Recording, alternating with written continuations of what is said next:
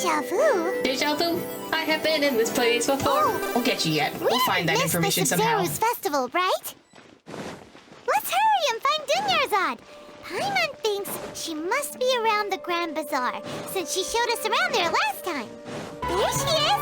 Dunyarzad! We're back! Are we in time for the festival? Promised. Traveler and Paimon. I'm so glad that you two came back to celebrate Lesser Lord Kusanali's birthday. Looks like we made it back in time. It's a very important festival, after all. Indeed. The festival's tomorrow. We've been preparing for so long that I can't help but feel a little nervous. There's no need to be nervous. Paimon's sure that Lesser Lord Kusanali will feel everyone's gratitude. Thanks, Paimon.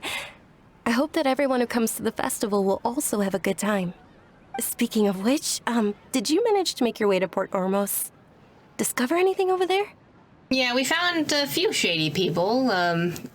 Al-Hatham is much more shady than Dory, I can tell you that much. And I have beef with him now. He has information that we want. He swindled it under our noses. I want that information from that divine knowledge capsule. And I know he lied to us. And I want that information now. Of course we went. A lot of things happened there.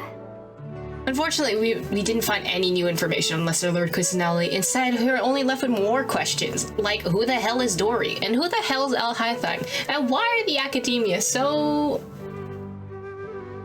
stuck up in how they run things? I see. Sounds like you two had another exciting adventure. If there is another chance, I would love to join. Yeah, you should join us. We should all have a party and, band together. My lady, if you went to Port Ormos in your current state, we'd both be in for a lifetime of trouble. Dia!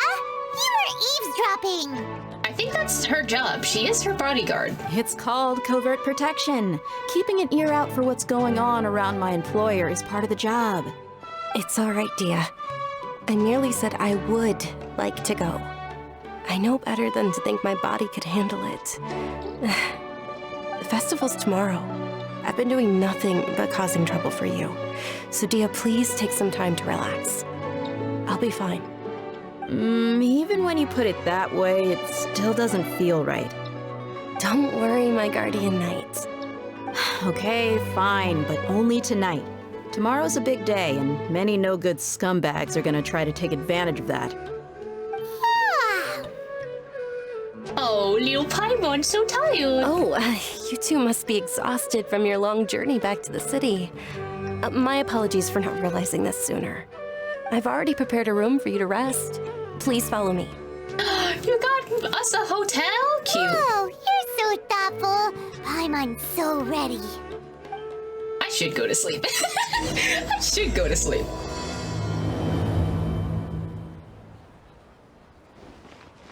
Go to Dunyarzad's arranged accommodations. Here we are. It's also fairly close to where I've been staying. I forget she's rich, but holy, you rented out a whole house just for us to stay in? It looks really nice. Paimon, this is the best living accommodation we've had for a long time. Sorry for the trouble, Dunyarzad. Not at all. Just tell me more about your adventures when you next get the chance. Sure, we have a lot of them. That's Paimon's specialty. Paimon can tell you stories next time. About our plans for tomorrow. Oh, if you don't mind, how about we all walk around together tomorrow? Yes, I would love that. All of my friends will be working the festival, and Dia's still insisting on her covert protection. Yeah, it'll be pretty hard to relax and enjoy the festival if Dia's constantly hovering over you, right? I'll keep you company tomorrow. It'll be easier to get information with your help.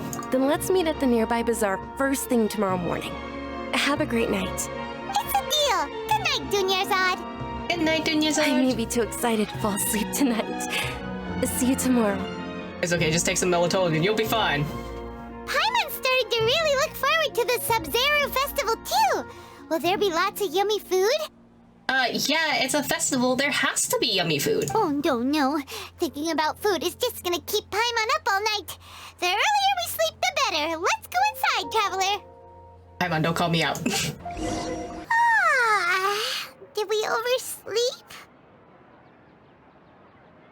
should go meet Dunyarzad right away. Yeah. This is so cute. She really got us like a one-room like house just for us to chill in. This is really cute. I love this. All right, let's talk to Dunyarzad.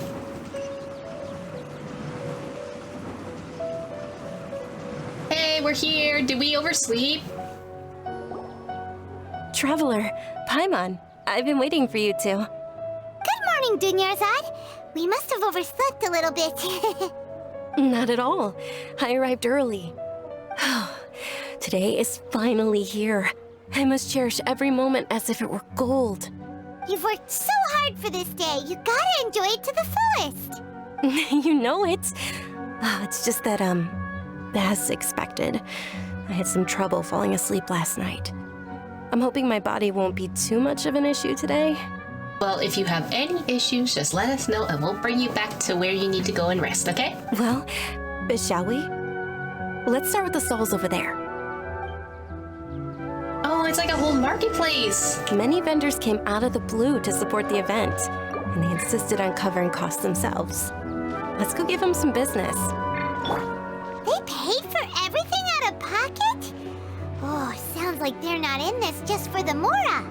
I guess I also want to celebrate it. They all said that contributing to a lively festival atmosphere is more important than money. Especially since we don't often get to celebrate Lesser Lord Kusanali's birthday. Ooh, they're selling food over that way! This is a stall offering foods from the Haft Mewa feast. Oh, you could tell straight away. I thought most people nowadays wouldn't know. Are those giant pomegranates? Wait, I want that. That looks delicious. And giant blueberries? Mushrooms, flowers, and all kind of fruit? It's all vegetarian stuff. Oh, Paimon's a little disappointed. Paimon, shut up. I want the fruit. So, what's the Haft Mewa feast you mentioned just now? It's another Sub-Zero's festival tradition. People used to set their tables with 7 different foods. Generally speaking, the most common selections were foods like Rukushifa mushrooms, lunar lotuses, Sumeru roses, sunsetias, kapulatas, hara fruits, and zaytun peaches. You can eat the lotuses? So, the Sub-Zero festival is a vegetarian holiday? You don't have to be a vegetarian to enjoy the spread. We just use the 7 foods to symbolize the 7 virtues of the Dendro Archon. Wait, but if that's the case, if Sumeru uses vegetarian food to represent the Dendro Archon, then wouldn't the Pyro Archon's festival be full of food like roasted fowl, juicy meatballs, grilled steak? I guess we have to go to Natlan next, huh? Oh, Traveler, we have to go to Natlan as soon as possible! Whenever Hoyoverse decides to release it. I hope your wish comes true one day, Paimon. Thanks! Alright, how about we also check out some of these other stalls? I want those giant-ass blueberries and the watermelon and the pomegranate. I want all of them. Oh, I'm so hungry. Dear customers, would you like to try your hand at alchemical divination? What's alchemical divination? Those two things sound like they'd be fun to try together. Right? I thought the same when I first heard about it. It is said to be a mysterious craft invented by none other than Lesser Lord Kusanali herself. Ooh. So, how does it work? It's quite simple. After you give me any 2 alchemical reagents, I'll use them to perform a random transmutation. Sure sounds random. So random that it will probably fail. That is precisely what we need. After the transmutation fails, your one and only diviner here will interpret the remnants. Entire thing is way too random, dude. Well, according to Lesser Lord Kusanali, everything is interconnected, and all that occurs can be traced back to fate. You could say this is a pearl of old wisdom. Why does everything sound so much more credible when Dunyarzad says it? Are you guys working together? So that's the true wisdom behind it. This young lady sure knows her stuff. So, how about it? Want to give it a try?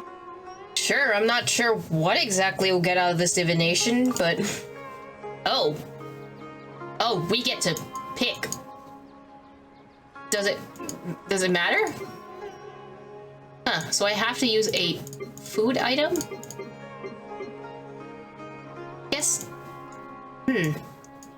I know we're in Sumeru, but what if we used lamp grass? Deluxe item and Sayu's item. How about that? I want to see something. Okay, one moment. It's the moon. Huh? Paimon wants to take a look too! Is it? It looks more like a pie that Paimon bit into. Generally speaking, the moon signifies... It means... Wait a moment. Oh, you also don't remember. It really do be like that. Is he really looking it up in a book? Listen, sometimes you can't memorize everything. You have to do some research, okay? Oh, I remember now. It means illusions and lies. Are you calling me a liar? Illusions and lies? That sounds rather ominous. Yes, but this book says that if you trust your intuition and overcome your fears, the sun will surely rise. He's not even trying to hide his book anymore. Naturally, fate will only ever show you the beginning of a journey. It is up to you to forge your own ending. Oh, thank you so much. I'll keep that in mind. Oh, it's nothing. I'm just learning as I go. You gotta study more, buddy. Guess that was still pretty interesting. Okay, on to the next stall. They say the Sub-Zerus festival was very lively a long, long time ago. Large flower carriages used to parade through the city. As they headed towards Port Ormos, people would throw flowers, candy, and liquor all along the way. Liquor? Dunyarzad's eyes are sparkling right now. I wish I could have seen that spectacle. But if you ask me, I'm sure Nilou's Dance of Sub-Zerus would be just as impressive. Oh, that's all her dialogue. Okay. What's this? Night of Flowers. I thought that said Night of Favonius. It's Night of Flowers. Yes! Attention! Soldiers, fall into formation if you want any Yalda candies. Damn, that was fast. It's a weird guy with a weird hat. Hey, it's Dunyarzad! Wow! Miss Dunyarzad, the children love you even more than the Yalda candies. I want a candy. In the few short days it took to prepare for the Sub-Zerus festival, the children have all grown very fond of you. The Hallowed Night of Flowers. It's an honor that you know my name. Attention! In the name of Ferris, the Knight of Flowers, I commend you on your contributions to the glorious Sub-Zerus festival. All right, little soldiers, take your Yalda candies and don't forget your loyalty to Lesser Lord Kusanali. Dismissed! Yes, Knight Ferris! This all seems so cute. Just what is going on here? Ferris, the Night of Flowers, is another Sub-Zerus festival icon, and one immensely popular with children. In the past, the actor portraying Ferris would also sit on a flower carriage. It's all thanks to Miss Dunyarzad's sponsorship that the children can make such wonderful memories today. As are we to you, Vihar. Oh, not at all. Oh, speaking of tradition, do you want some Yalda candies? They're a festival staple, and I happen to have some boxes readied here. Take a look and pick whichever one you want. Yeah, I want candy. Whichever one. Don't these boxes all look the same? That is the fun part. Each box contains a random flavor. It's up to the luck of the draw. Flavors include lavender melon, hara fruit, sunsetia. Ooh, those all sound pretty good. Maybe not the lavender melon. And there's also lizard tail and oni kabuto.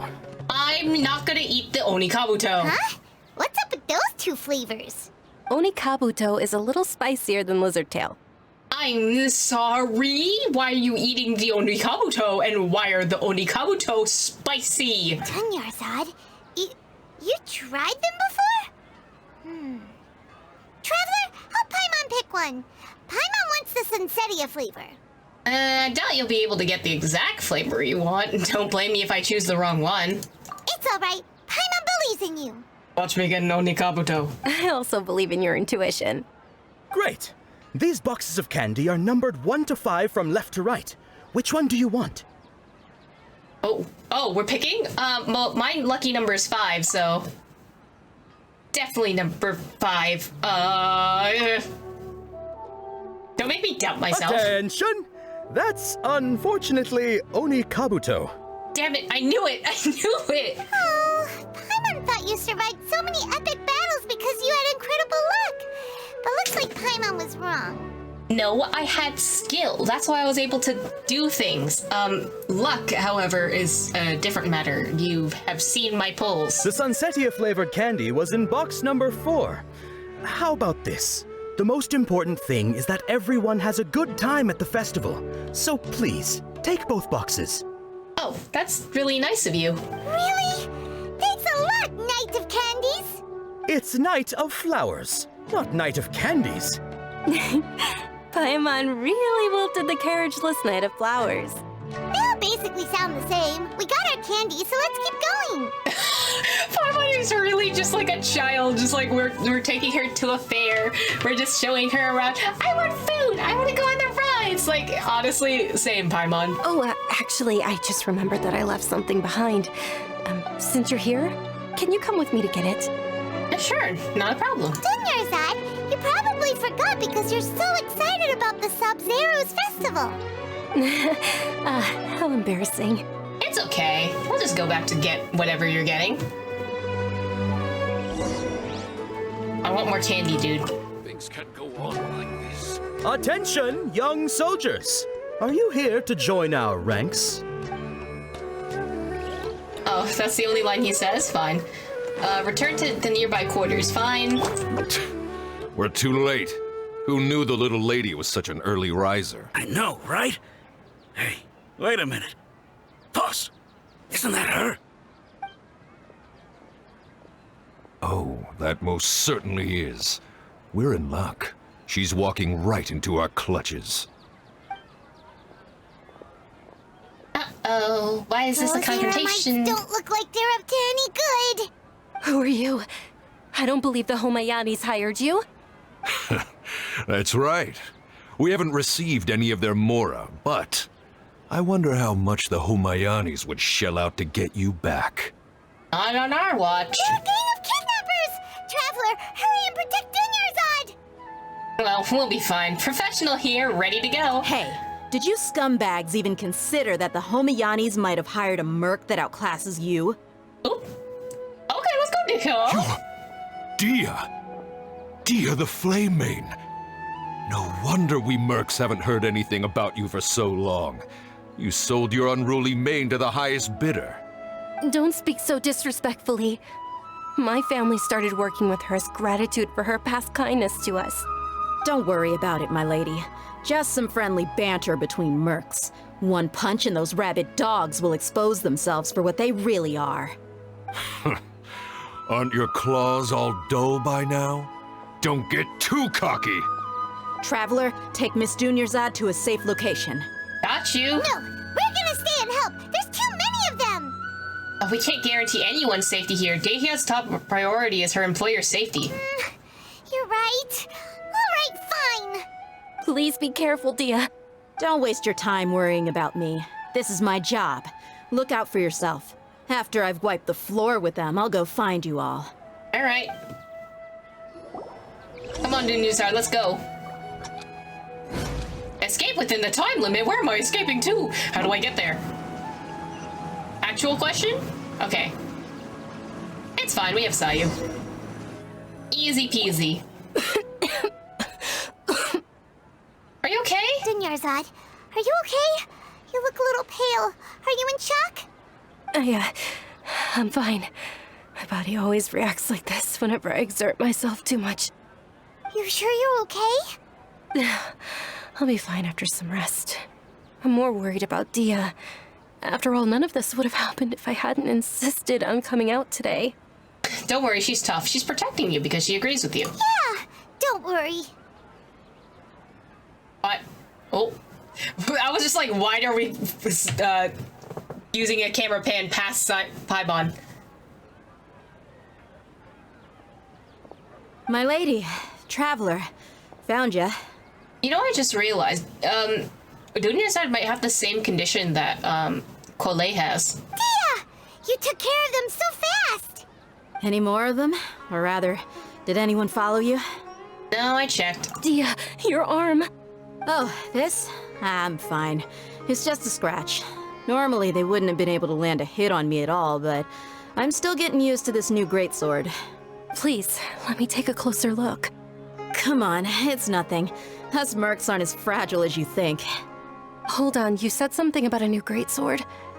What happened to the one you were using before?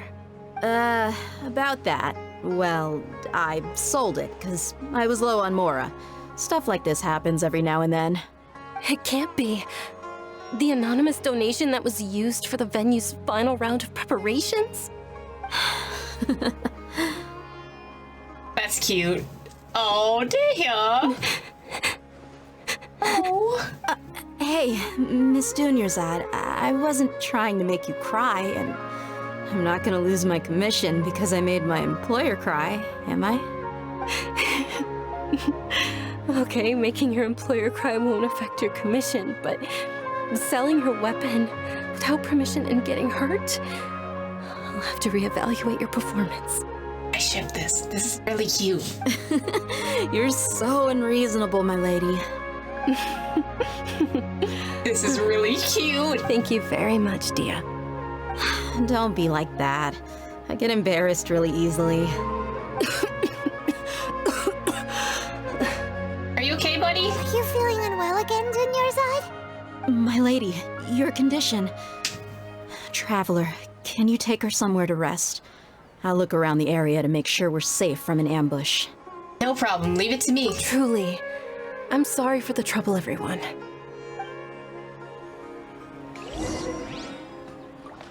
Take Dunyarzad somewhere nearby and rest. Okay. I'll get her somewhere safe. Somewhere where she can rest.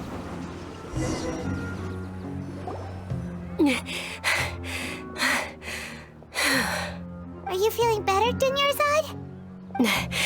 Yes, much better. Just give me a few moments and I'll be good to go. Mia's expression just now when she mentioned your condition. I'm just curious, how serious is your illness? I didn't realize you were concerned about it.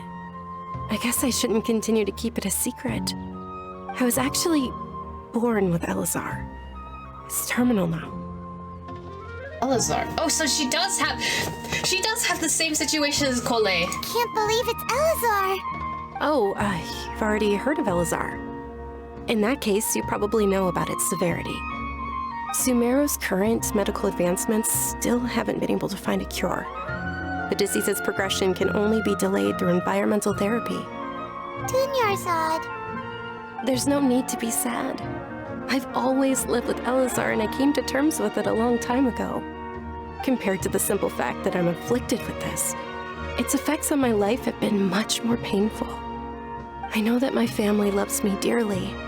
They've done all they can to provide the best environment for me so that I can live for that much longer.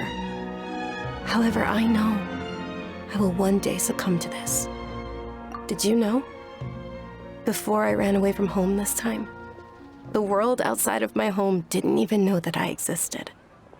Since I was a child, all I could do was sit on my bed and stare at everything outside of my window. I'm sure my family's worried and disappointed in me for running away, but I just didn't want to have any regrets. I wanted to meet other people.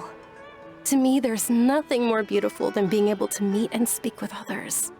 Not to mention the incredible time spent preparing for the festival, the joy on everyone's faces here, and all the support I've received from friends like Dia.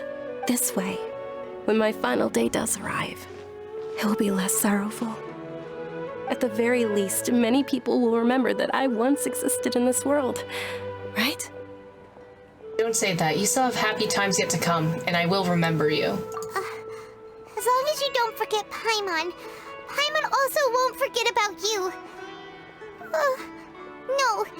Even if you forget Paimon, Paimon will still remember you. Oh.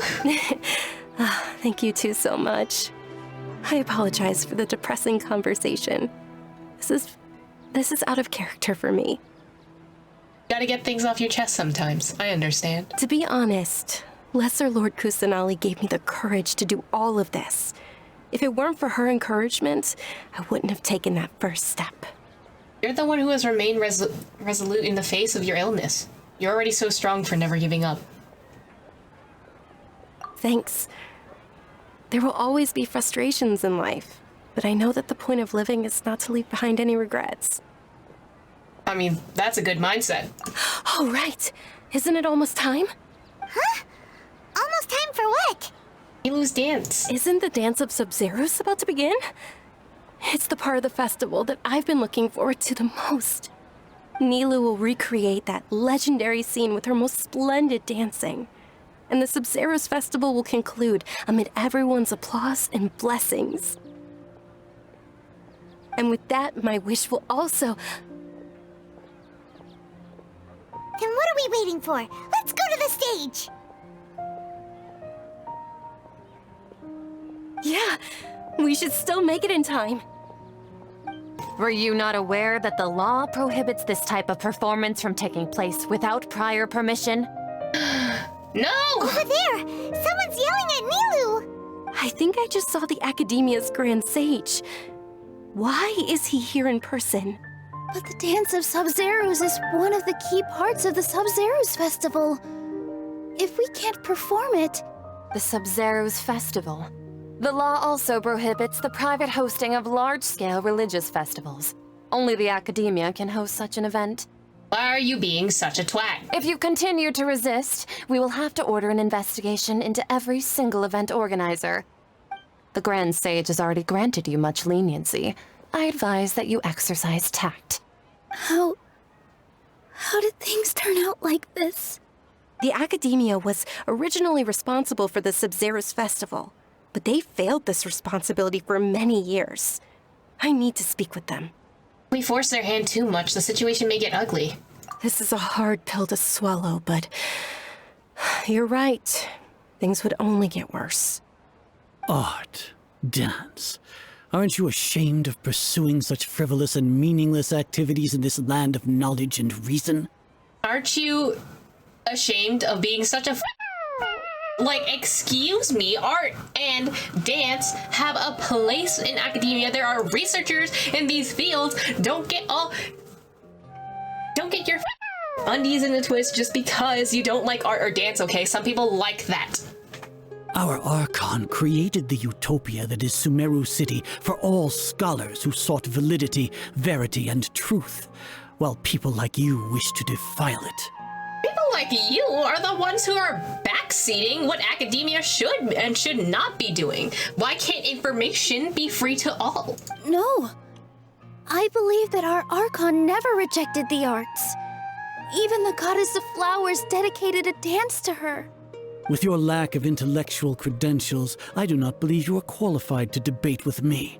Ew. What you should be doing is finding workers to tear down this ridiculous eyesore. What you should be doing is getting off my... When we return, have the scribe draft an ordinance before the next Nyargarbaha Day that prohibits public art performances. We will announce it to the public later via the Akasha.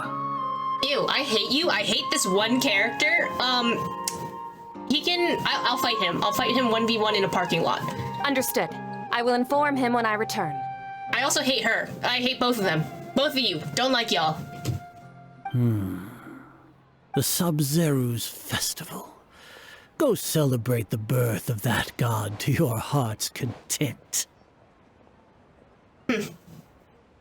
You are a piece of garbage. You made Nilou sad. How dare you? Nilou, are you okay?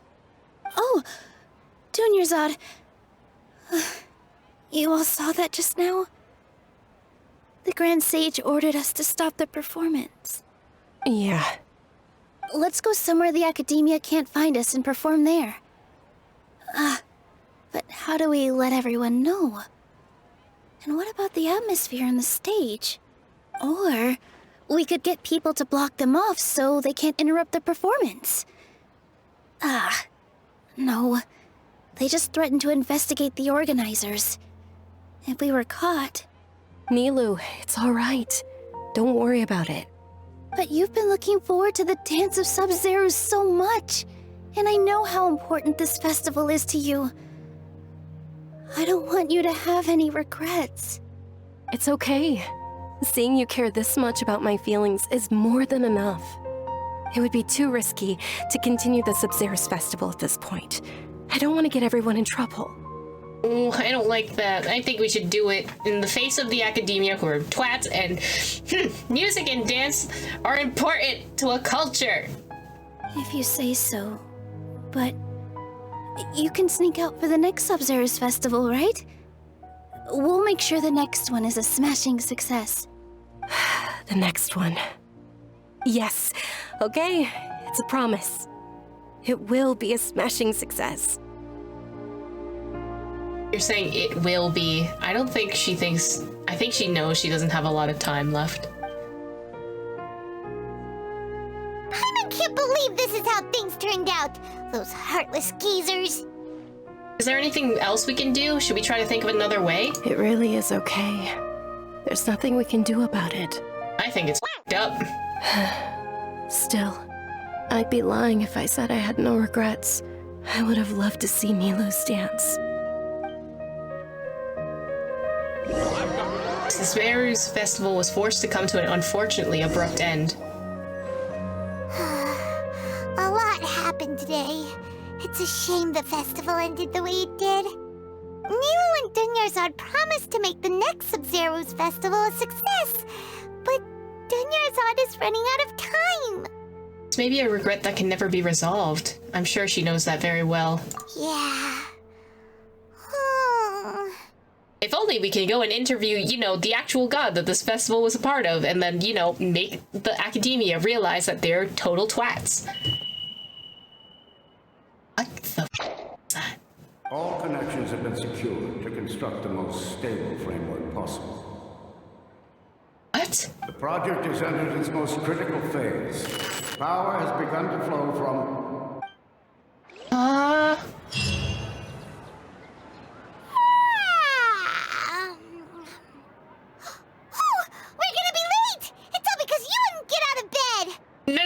No, Paimon, shut up. What did we just see? What was that? Did you experience that? Was that part of the Akasha turmoil? Did you see that? Are we tripping? What is going on? We should go meet Dunyarzad right away! Good morning, Dunyarzad. Sorry we're late. I totally wasn't tripping out of my mind, apparently. Not at all. I arrived early. What? You sound a little bit more tired than usual. Are you okay? You seem kinda tired. Did you not get enough sleep? I'm doing well. There's no need to worry. Shall we go? Let's start with the stalls over there. Wait a minute. Is this the day of the Sabzerus festival all over again? Are we having a Groundhog Day moment? Sure! Traveler? Why are you just standing there? Let's get going! I am tripping out of my mind. Did we not experience yesterday?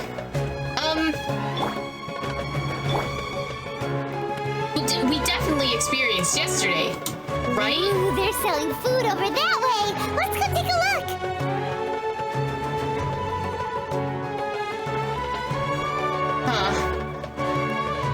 Everything seems the same. What? How did we experience the same day?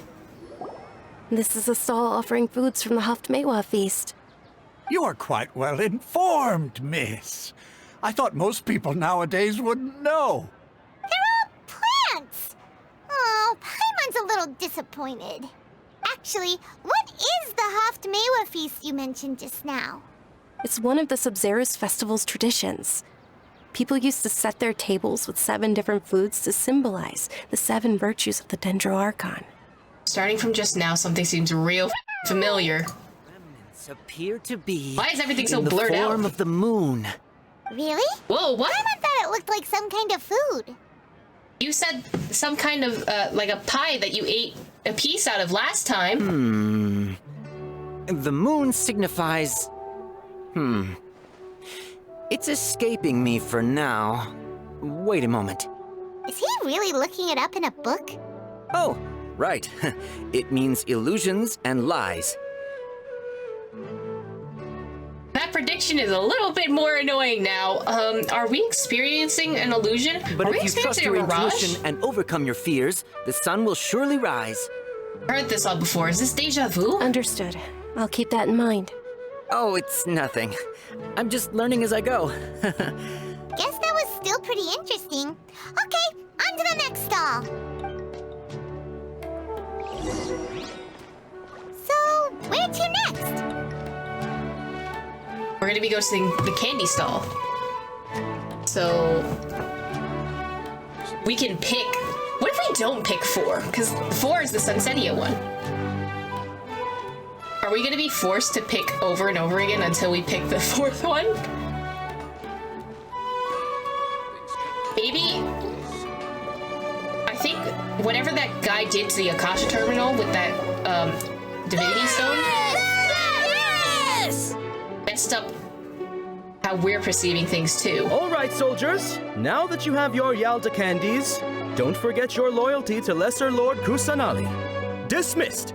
Yes, Knight Ferris!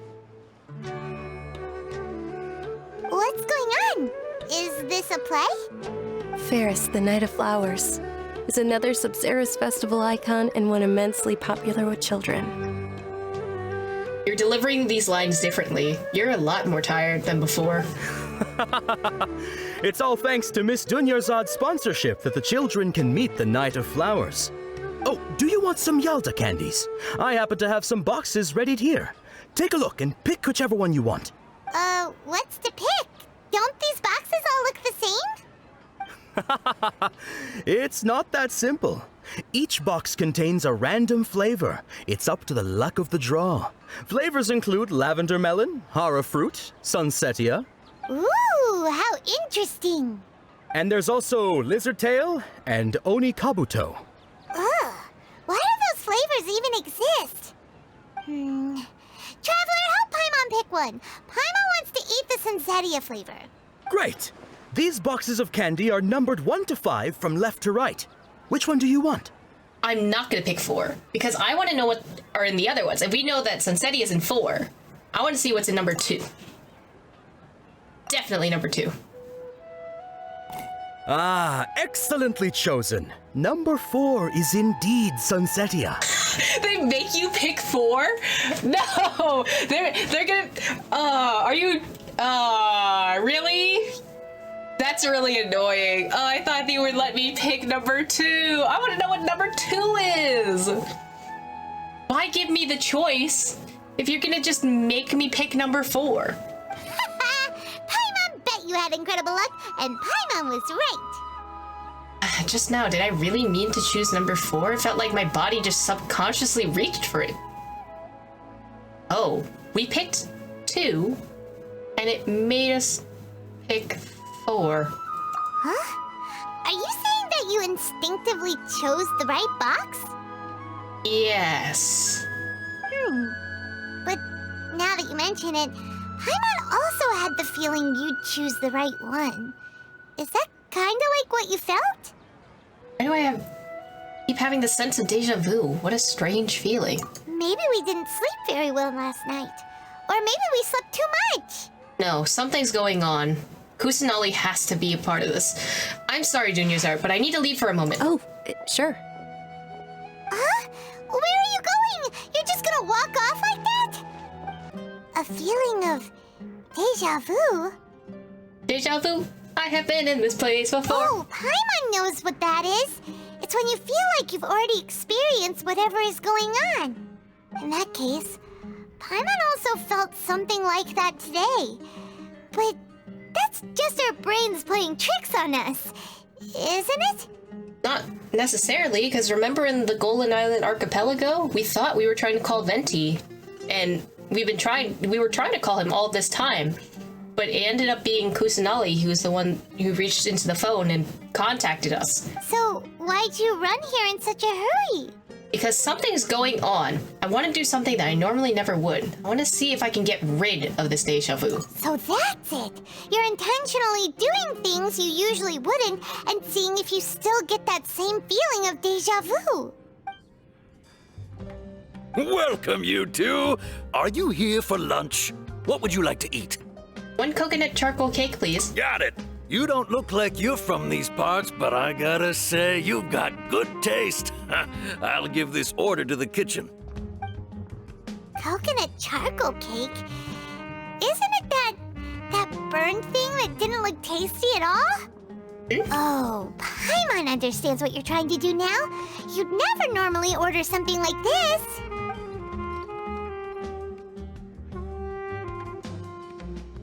Oh, this transition is great. I love that one. That thing? Are you really gonna eat it? I mean, they serve it as food, right? It should taste good. Isn't this going a bit too far? Here it goes. How was it? The look on your face is telling Paimon that it tasted awful. Oh, it actually tasted really good. I mean, it's coconut, so it should taste good, right? Then, you mean... This flavor, I've definitely eaten this before. That's impossible! We were just talking about how gross it looked! So, would this be a case of taste bud deja vu? I don't think that's how it works. I couldn't get rid of it after all. Looks like I've tried this before. Paimon also gets the impression that we've been here many times, even though we are regulars. How about we go out again and try something else? So you're telling me multiple days have passed, and we've lost memories of all those days? Something's really weird's going on here.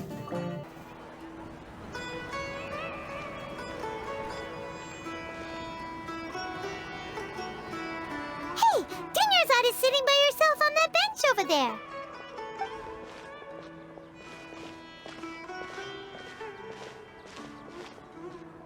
What a coincidence, Dunyarzad. We meet again. Why are you sitting here all by yourself? Oh, I ran into some kidnappers just now, but thankfully Dia came to my rescue. I started to feel unwell after that, so I sat down here. Kidnappers? Oh my goodness, are you hurt? I'm okay. Dia's arm got scratched, but it isn't serious. So that timeline played out the same way, except we weren't there. Whew, that's a big relief. But, Dunyarzad, you seem a little down today. It's the Sub-Zero's festival, and you've been looking forward to it so much. Not at all. I've always been like this. Excessive physical exertion or strong emotions tend to aggravate my illness. Besides, no matter how amazing today may be, it is but a single day. After however many more days, my time will come to an end. Why? She is less optimistic than she was, air quotes, a day before. Paimon doesn't quite follow you, and Paimon feels like something's really got you down right now. I'm so sorry for leaving you behind earlier. It really is fine. I don't mind. I just experienced a strange number of strange events. Have you noticed anything out of the ordinary? Huh? Did something happen? Dunyarzad, have you ever felt deja vu? You know, like when you've already experienced... Deja vu? No. But my days have been the same for years now. Even if I were feeling deja vu, I suppose I would already be used to it. Oh, Paimon sees. Then, is it only the two of us? It's almost time. Huh? Time for what? Nilou's Dance of Sub-Zeros is about to begin. Let's go. I hope you have a wonderful...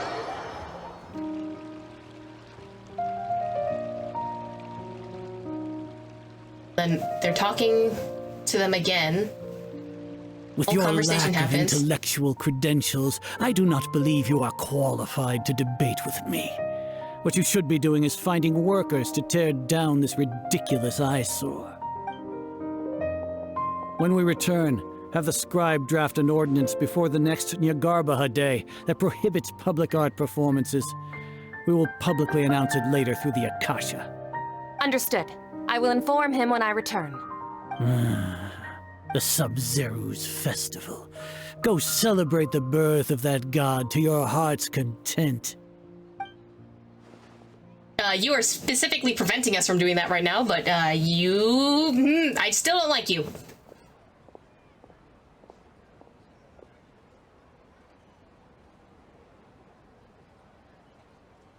Milu, are you okay?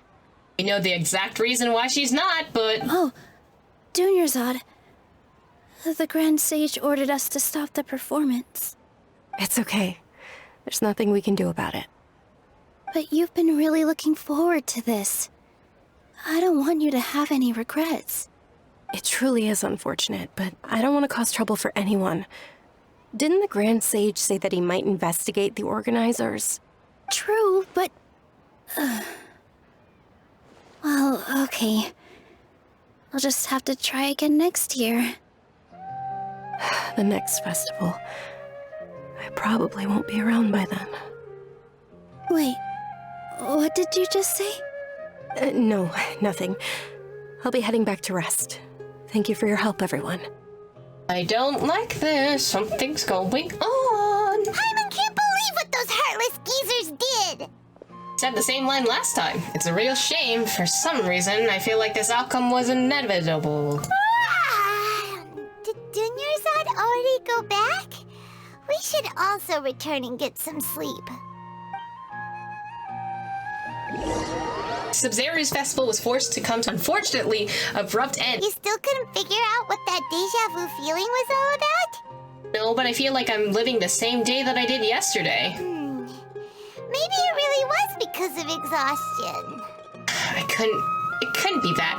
I'm feeling pretty groggy. I haven't thought about it, but my head does feel kind of heavy. Same here. That's why Paimon stopped thinking about it halfway through the day. Then, how about we settle in and get a good night's sleep? For now, we can chalk things up to exhaustion. We can do more thinking tomorrow. What's that? What was that? Observing a modest drop in the output of jnana energy, but values still remain within normal parameters. Continue to monitor the variances in the data and find the cause as soon as possible.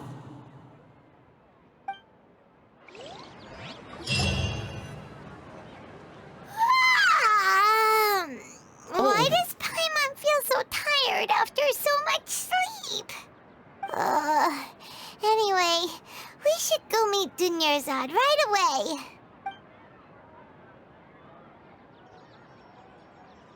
Something has to be. I think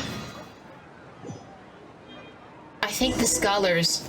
Are the scholars trying to put us into a coma? Is that what's going on? There has to be a reason why we keep waking up on the same day and doing the same things. There's no other reason. Hey, Dunyarzad, we're here. Again. Good morning, Dunyarzad. Sorry to keep you waiting. Not at all. I arrived early.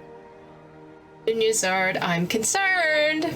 I don't like this. Are you okay? Like, actually, are you okay? I'm very concerned for you. Huh? Paimon thinks you sound kinda tired. Did you not get enough sleep? I'm doing well. There's no need to worry. Shall we go? Let's start with the stalls over there. Great idea! Let's get going! Traveler? Hey. This feels all too familiar. What a strong sense of deja vu. It's all thanks to Miss Dunyarzad's sponsorship that the children can enjoy the Sub-Zeru's festival. Oh, I zoned out and suddenly we're here. Oh, are you interested in Yalda candies? I have some boxes of candy here. Pick whichever one you want. Not much of a choice. All these boxes look the same. It's not that simple. Each box contains a random flavor. It's up to the luck of the draw. Flavors include lavender melon, hara fruit, sunsetia. Just some casual disassociation. You know, if you don't, you just gotta, it just happens throughout the day. You just disassociate and suddenly you're in the same location that you were 3 days ago. And what is going there's also on? lizard tail and oni kabuto. I'm going to pick the lizard tail. Huh? What were those last two? He'll help me choose. Paimon wants to eat the Sunsetia flavor. No problem. These boxes of candy are numbered 1 to 5 from left to right. Which one do you want? Okay, I'm getting some real Doki Doki Literature Club vibes up in here. Why are all the options number 4? What is... Why are all of my options number... No, there has to be another way. How do you solve this in Doki Doki Literature Club? Like, you just click somewhere else? There has to be another option. It can't just be number 4. I have a feeling it's 4. Yeah, maybe it's number 4. Who knows? What if it's number 2, though? What if it's number 1? You never know. There has to be another way. Ooh. Oh, I like your confidence. No hesitation at all. Oh, congratulations! Number 4 is indeed Sunsetia.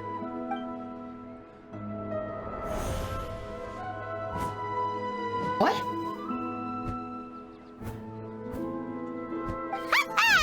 Paimon knew he always had incredible luck. Number 1 is lizard tail, number 2 is hara fruit, number 3 is lavender melon, and number 5 is oni kabuto. Paimon's not really interested in the other flavors. Wait. How did you know? Don't tell me that you already knew which flavor was in each box. What? He was right about all of them? That couldn't have been luck. How is this possible? I packed all those boxes this morning, and they've been sealed ever since. You couldn't have known beforehand. Deja vu. I have been in this place before. Hired at the street. Mind reading? X-ray vision? Or some kind of magic trick? This is way too freaky. Tell us what's going on. Since when did you get superpowers? Traveler? Sonali? Now, that was... Hey, where are you going? I love Paimon's voice in that. Where are you going? Did you see something? Kusanali, come back. Us leaving Dunyarzad without letting her know is... Where'd she go? Child? Child, get back here. This child's gonna chase you all the way there. Get here. Back here.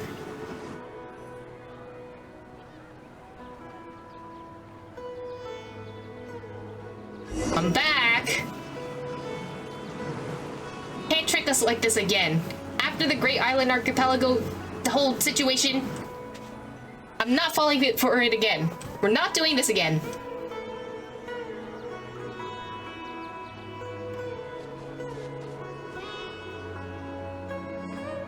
What are you looking for? Why did we come here?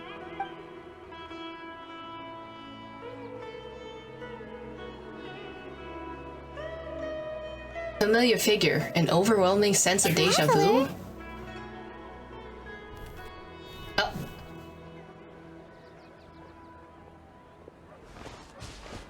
Over there. That's... Oh. She did say little birdie kept telling her things. Kusanali, get your back here.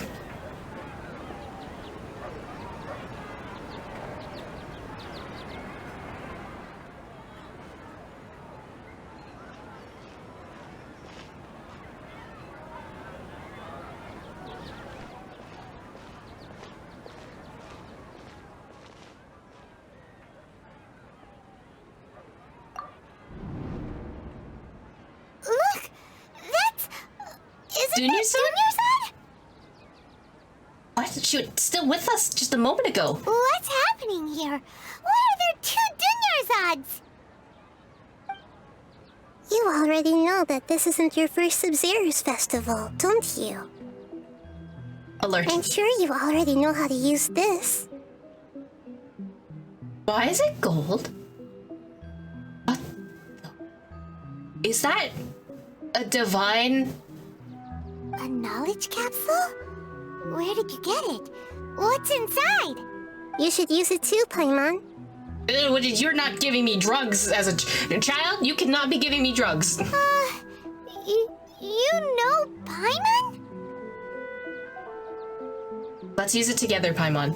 I don't know why I'm going with this, but... Well, this seems kinda sketchy, but Paimon feels like this is what we should do.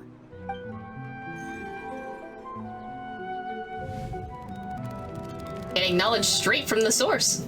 What the? Memories. So many days worth of memories. This is our 20th time at the Sub-Zero's festival? Huh? No. The 30th? 40th? Just how many times have we been to the Sub-Zero's festival? Have we been trapped in a single day?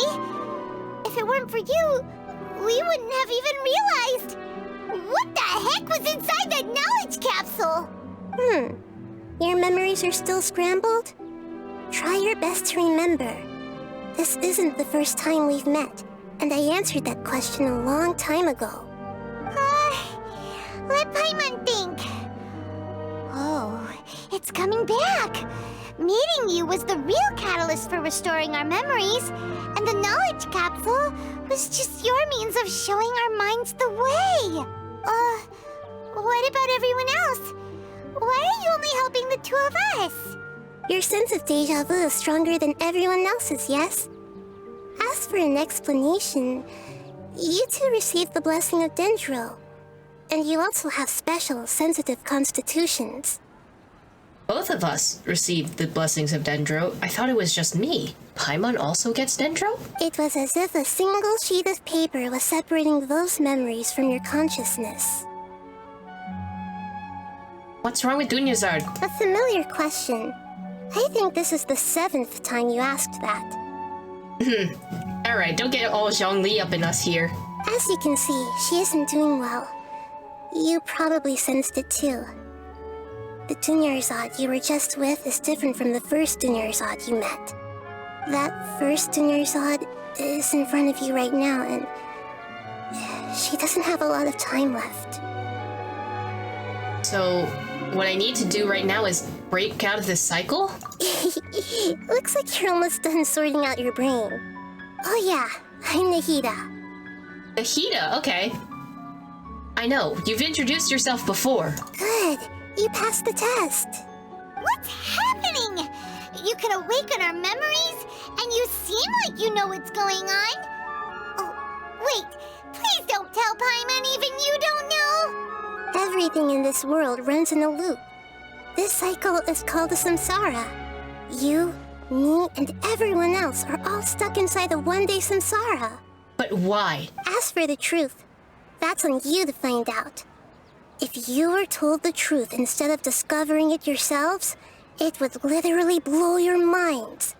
I don't know how you'd be after that. I can only give you surface-level help, like bits of information and subtle hints. For the rest of the time, I'll be doing all I can to slow down Dunyarzad's illness. Oh, well, at least that helps. She looks like she isn't doing well at all. Her illness gets worse after each Sub-Zero's festival. If we can break out of the samsara, I might be able to save her. But as things are right now, she's just a small bird in the sky that's about to lose its last feathers. All I can do is raise a gale to delay her fall. You sure love to use weird analogies. Analogies are wonderful tools. They let you use existing knowledge to understand unfamiliar things. Okay, He is the god of wisdom. with what you know so far, what do you think the truth is? Truth. Let me collect my thoughts. Oh, no, okay. What? What is this, AI Somnium files? When you enter a state of contemplation, you can choose any text entry to interpret it. This interpretation process involves analysis of the text entry and may yield new entries. Once interpreted, you may submit a text as a conclusion. Some text entries can be associated with one another once interpreted. Select Associate to choose another text entry, and then select Trigger Association. You can gain new text entries by performing accurate associations. If one of the text entries on the current page can be used as a conclusion, then select the entry before choosing Submit Conclusion. Oh, this is feeling way too much like 13 Sentinels right now. Interpret. We've already experienced the Sub-Zeru's festival many times, and the day of the festival seems to be in a perpetual samsara. The Traveler gets voice lines? The Grand Sage said, "Go celebrate the birth of that god to your heart's content." Did he mean something more? The Sage is the one that knows something about this loop. The moon, illusions, and lies. What do they all mean? What's happening right now seems to have happened before. This feeling has been getting stronger and stronger. My mind feels exhausted, even though I haven't done too much thinking. What is going on? Well, this one's glowing in gold. Well, associate. It has to do with the Grand Sage's speech, right? I can't seem to cohesively piece everything together. Alright, this is gonna be like Ace Attorney. We're just gonna select multiple things and hope for the best. I can't seem to cohesively... That's fine. It's okay. Oh, there we go. Time loop. That should be it. The flow of time is endlessly cycling within one single day. Okay. Big conclusion. A time loop. You've given similarly wrong answers in the past. A pity. Still the wrong answer? Paimon thought that made a lot of sense. It feels like time's just repeating itself. A simple time loop can't explain some of the phenomena. You two are still missing a lot of information. Unfortunately, I can't give you any more hints. We're running out of time, though. Dunyarzad. The Sub-Zeru's festival is happening every day, but that doesn't mean we can waste an infinite amount of them. Hurry and find the truth before today's festival ends. I don't like this. I don't think she has enough time. Where are we? Let's think about our current situation. To save Dunyarzad, we have to escape the samsara of the Sub-Zeru's festival. And to do that, we need to figure out what's happening. The truth. Nahida rejected the idea of a time loop, so we must have missed something, right? I think someone's forcefully doing this to us. Paimon's memories say that we've already done this many times, but let's go talk to people again. It's more productive than sitting here and scratching our heads. Why don't we start with those stall owners?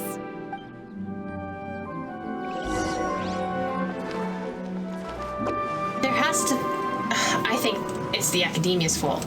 Or maybe, remember when we triggered the, well, when that dude triggered the divine... What's it called? The knowledge capsule. I think whatever he did messed up the Akasha, and now there's an issue with it, and the Academia is trying to fix it. But now we're all stuck in this one loop. Hey, it's you guys again. Where's your cultured friend? Sick and dying, and we need to figure it out. Can we just keep going with this? Can we get more information? She's feeling a little unwell. I see. Did you come back to buy something? I guarantee the freshness of my products. I harvested them from the forest just yesterday. Yeah. Okay, so have you felt anything strange lately? Do you feel like you're reliving the same day? Huh? What brought this about? I hurried back from the forest yesterday, and I'm selling produce here today. I haven't felt anything strange. To put it another way, if you really think about it, was yesterday truly yesterday? Did you actually come back from the forest yesterday? What kind of philosophical nonsense is this? Are you two daydreaming? Didn't you know that no one dreams in Sumeru? Go somewhere else if you want to find someone to daydream with. Not a joke. He actually has a point. Is this a dream? Is everyone dreaming? Remember what he just said. No one dreams in Sumeru. True. It's so weird that people here don't dream. Why is that? I think it's because of the Akasha terminals. Anyway, if this all really were just a dream, we would have woken up a long time ago. Let's keep asking around.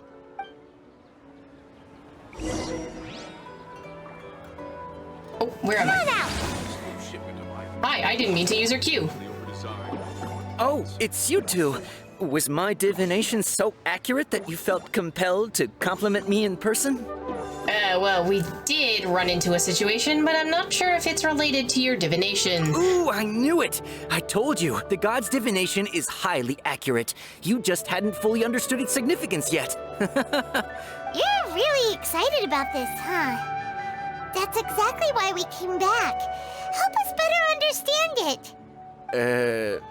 Help you better understand it? Well, that isn't exactly what I excel at. You work in divinations. Is this not your whole job? So, you're admitting that you don't have a clue? Anyway, what kind of situation did you get into? Well, we're all trapped in the day of the Sub-Zerus Festival, and you've actually divined our fortune many, many times. Does that work for you? Huh? Hold on a second. I thought you guys just lost your wallet or fell for a scam. No, we're trying to help a god who's trying to help a sick and dying person. So can we just stop the chit-chat and, can we get to this divination, please? What you just said, are you serious? Does that kind of thing actually happen in real life? Yes, we're going through it right now. So can you, please, tell us what you might know of this information, please? I knew you weren't going to believe it. Marvelous. Truly marvelous. I believe you. Recall the interpretation of your divination. The moon, illusions, and lies. It really felt like an omen. Yeah, and now we're kind of all stuck in it. So could you just carry along and just, help us figure this out? When you say it like that, the divination does sound like it's related to what's going on. Can you read any more into it? I believe that the Archon's revelations are never more than vague hints. Anything more specific is beyond the reach of mere mortals. Okay, yeah, but we need to know this information so we can stop our friend from dying. The book only says, if you trust your instincts and overcome your fears, the sun will surely rise. You're no help. So that's how it is. Looks like fortune-telling is just fortune-telling. It's no good for practical problems. We haven't made any progress. Who else can we talk to? Let's try talking to Dia again. Paimon remembers that we tried talking to her a couple of times, but she always thinks we're playing pranks on her. You think she'll brush us off again? Well, she cares a lot about Dunyazard, so we can try taking her to see the real Dunyazard. Yeah. If we tap into Dia's strong sense of responsibility as a mercenary, then she'll definitely take us seriously. Paimon, I don't think that's Dia's strong sense of responsibility as a mercenary. I think it's a little bit different than that. At this time of day, Dia's probably just finished beating up those kidnappers. Let's go find her. All right, where do we go? This way. I'm fine, my lady. It's just a scratch. Perfect timing. Both of you are here. Paimon, Traveler, you came at just the right time. Listen, there was a dangerous bunch of kidnappers that happened to ambush you, and you defeated a bunch of kidnappers. Yeah, we get this. The actual Dunyazard's kind of dying, so can we go take you over there to see her? Because it's kind of important that, we're trying to rescue her. Also, the Lord Kusanali is also here, so if you want to meet her, that's also a thing that we can do, so... Huh? You saw? Then why didn't you jump in earlier? If someone was protecting Miss Dunyarzad, I could have went all out. Anyway, can you do something for me?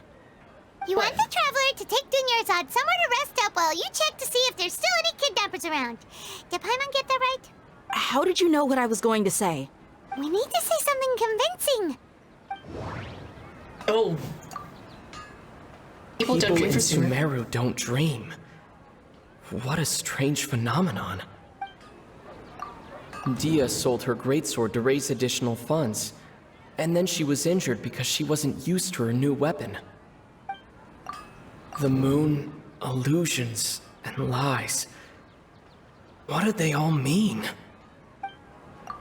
My mind feels exhausted, even though I haven't done too much thinking. What is going on?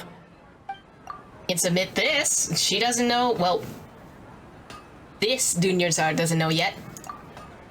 Tell her, Traveler! You got injured because you aren't used to using your current greatsword. You sold your greatsword to support the festival. I didn't tell anyone about that. Including Miss Dunyarzad. You couldn't have known. And just now, you literally took the words right out of my mouth. What's going on? Yeah, we're in some kind of, like, mirage or something that's going on, so can you come with us so we can go see Kusanali and figure this shit out? Alright, so this is the situation. You explain everything to Dia. It's kinda hard to believe what you just told me. First, let me make something clear. Most of us desert dwellers might not be the scholarly type, but we do have basic common sense.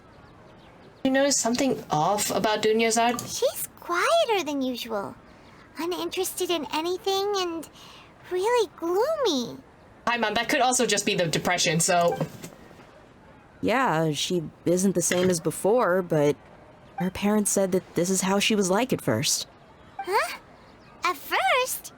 I don't quite understand what you're all talking about. I'll go rest on the bench over there.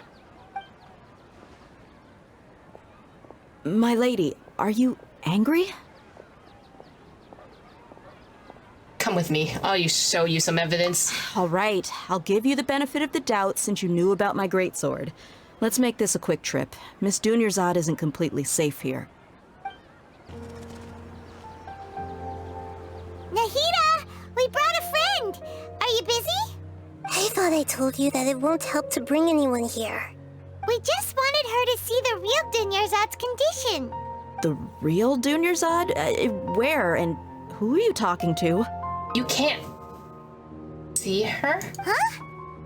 I told you that you two are special. Other people can't see me or Miss Dunyarzad here.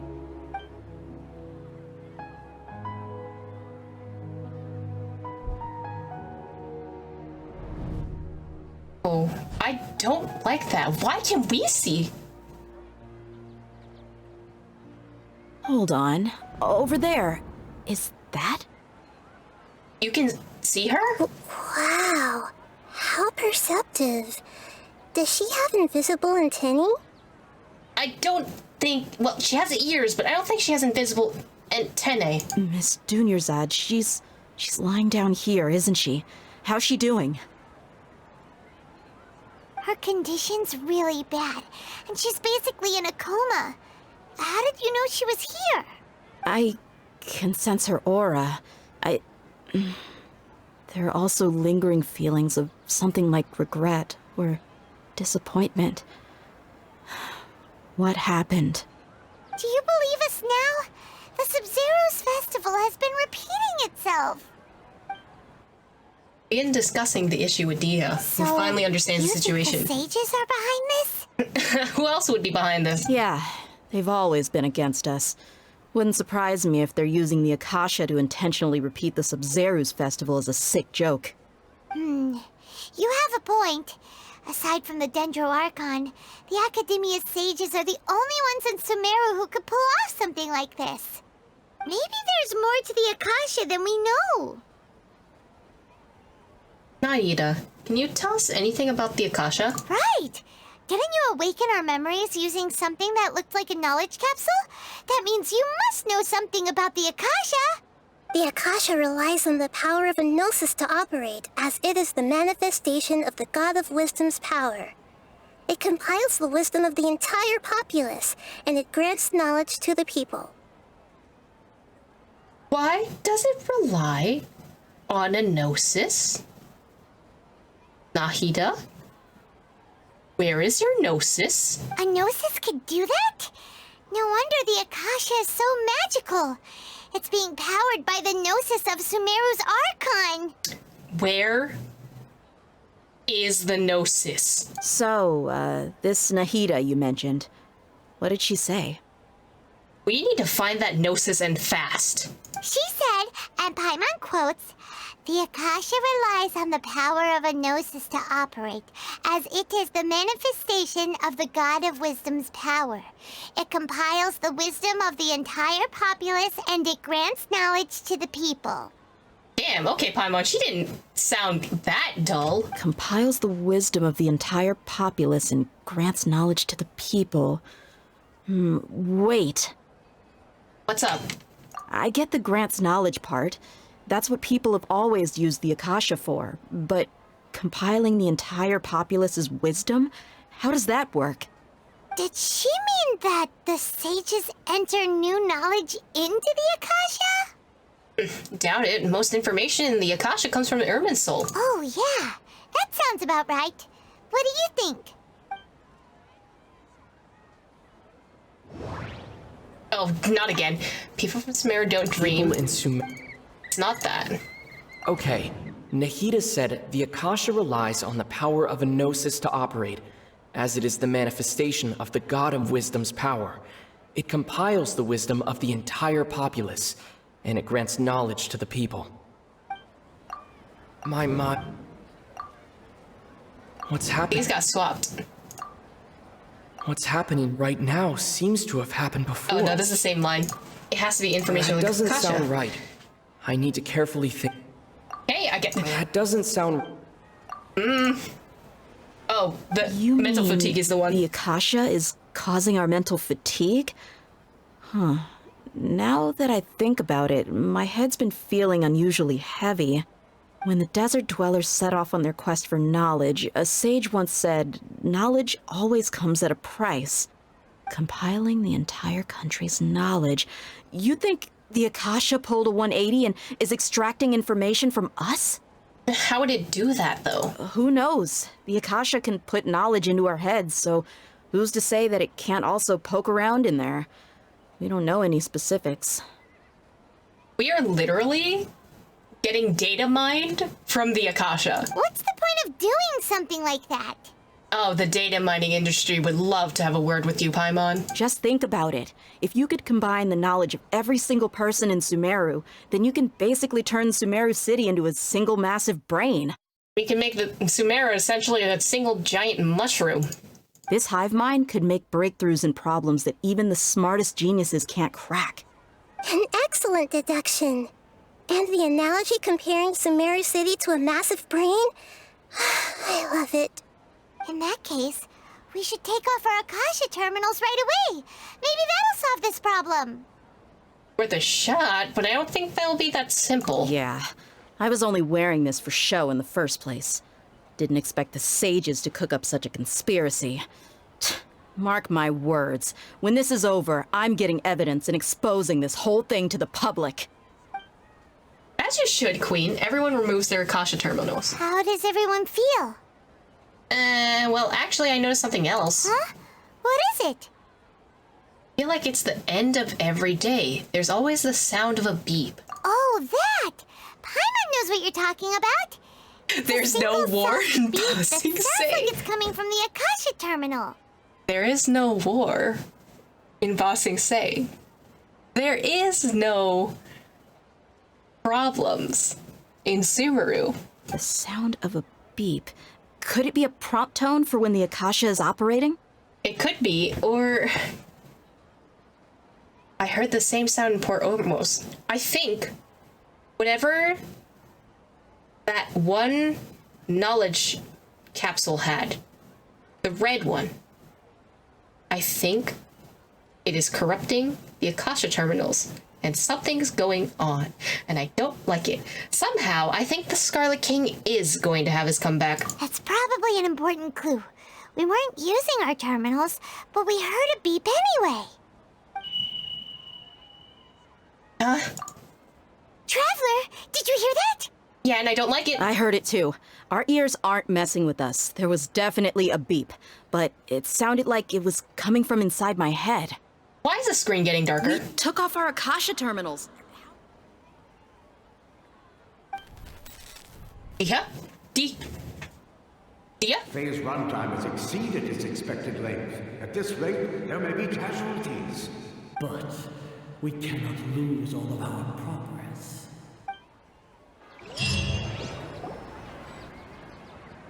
The sages are running experiments on us. It's a conspiracy.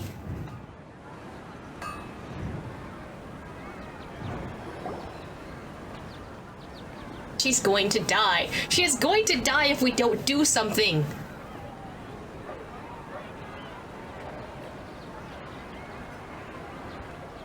Paimon remembers everything! Good. You adapted quickly this time. Okay, at the end of last night... We definitely took off our Akasha terminals last night, but we still heard that beep. Why is that? We've been implanted with another form of terminals? Or do we fail at severing the connections with them? But now we can at least confirm one thing. The Akasha definitely has something to do with whatever's trapping us in this cycle. Stuck in a mirage again. Oh, Paimon doesn't get it.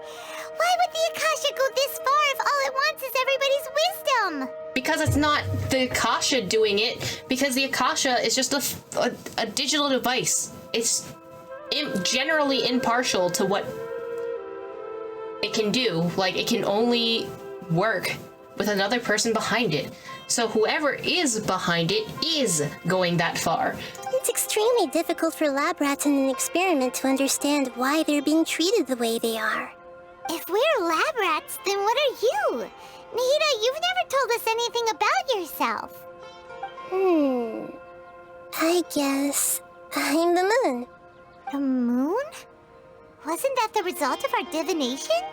Anyway, knowing who I am won't help you get closer to the truth, so you should focus on other things. Don't get distracted and miss any clues. Ha ha ha, can you just help us? Okay then. Dia helped us a lot yesterday, so let's go find her. If Paimon's reading the time correctly, those kidnappers should be showing up soon.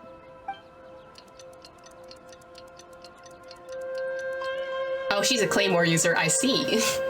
Ah, there you are. I've already taken care of those kidnappers. My lady, did you get hurt? Didn't get injured. Something's not right. Dia? What's wrong? Why are you both gawking at me like that? No reason. It's not because you're pretty. You didn't get hurt this time. Huh? What do you mean this time? Why are you so surprised that I managed to get out unscathed? Those kids were amateurs. Aren't you still getting used to your new greatsword? You know, your unfamiliarity usually lands you in some scratches. Shh. How did you know about my greatsword? I haven't told anyone about it. Please, don't tell Miss Dunyarzad. So Dia's lost her memories after all. During your battle, did you feel anything strange? Anything strange? You already know that I got a new greatsword. If I had to say something, it's weird how such a new weapon could feel so familiar. Almost like you've been battling with it for at least 50 days, huh? It's as if I've already used it to fight a countless number of battles. You're saying that although you don't remember using it, your body feels like it does? That's right. Both mercenaries and warriors heavily rely on muscle memory. Only knowing the theory of battle won't get you anywhere. Traveler, what do you think? It'd be because we removed our Akasha terminals. This has never happened before. Yeah. Paimon's feeling really hopeful. What if we turn it off again? Is it possible that we've already broken free? We still have our Akasha terminals on, so let's try removing it again. Oh, you're right! Earlier in the Samsara, something like this would have never happened. Well, you know for sure at the end of the day. I have no clue what you two are talking about, but it's still dangerous here, so... So you want us to take Dunyarzad somewhere else to rest while you check if there are still more kidnappers around, right? How did you know what I was gonna say? Can you read minds? No, we just experience the same day over and over again. Forget it. Go and do your thing.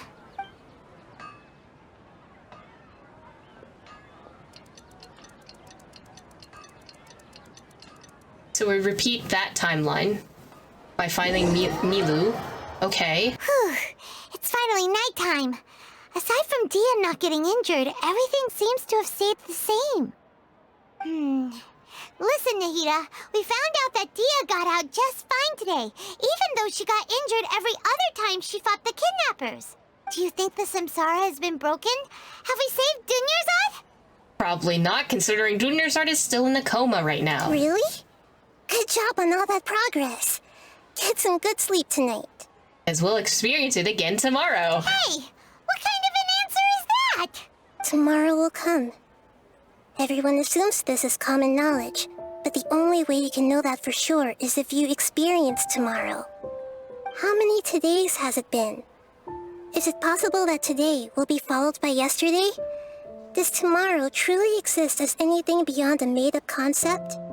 It's even possible that this entire world is a lie, and the history of the whole world has just been one endless Sub-Zero's festival. Okay, no more. Paimon's brain is already shut down. That's why it makes no sense to waste your energy thinking about things you will learn tomorrow. Get some good rest. You know, use the bathroom and flush your anxiety dookie away. Huh? It's the way that Nahida says all this philosophical like, you'll never be able to know that you'll experience tomorrow until you actually experience it for yourself. And then in the next 5 seconds, she goes, use the bathroom and flush your anxiety dookie away. Oh, Nahida, you are truly a child. Hold on, what did you just say? Did Paimon hear you correctly? Huh? People always say they feel a sense of relief after they take a duk-duk. That's why I suggested you could try that. Is that so strange? She is so cute. But also, this is ridiculous. She genuinely sounds like the, like when people not casually being told to take a duk-duk. Listen, Nahida, if I need to take a shit, I'll take it. But she genuinely sounds like the, like, whenever, like, those posts come out, it's like, oh, my kid today said, and then insert philosophical here that definitely wasn't written, that wasn't said by a child. That's Nahida's character. That's just what it is. It's so strange and so against common sense that Paimon's at a loss for words. You were sounding kind of smart just a minute ago. We're gonna go get some rest. Yeah. Even though it's happy and lively at the Sub-Zero's festival every day, it feels like it's been a long time since we've really gotten to relax. Let's go back to our room. Deep again. Continue the harvest. Compared to what we stand to achieve, these sacrifices are trivial. I'm sorry, did you say a harvest? Are you harvesting our brains and our souls right now? I really don't like this. Like, I really, genuinely, I'm scared. I don't like this.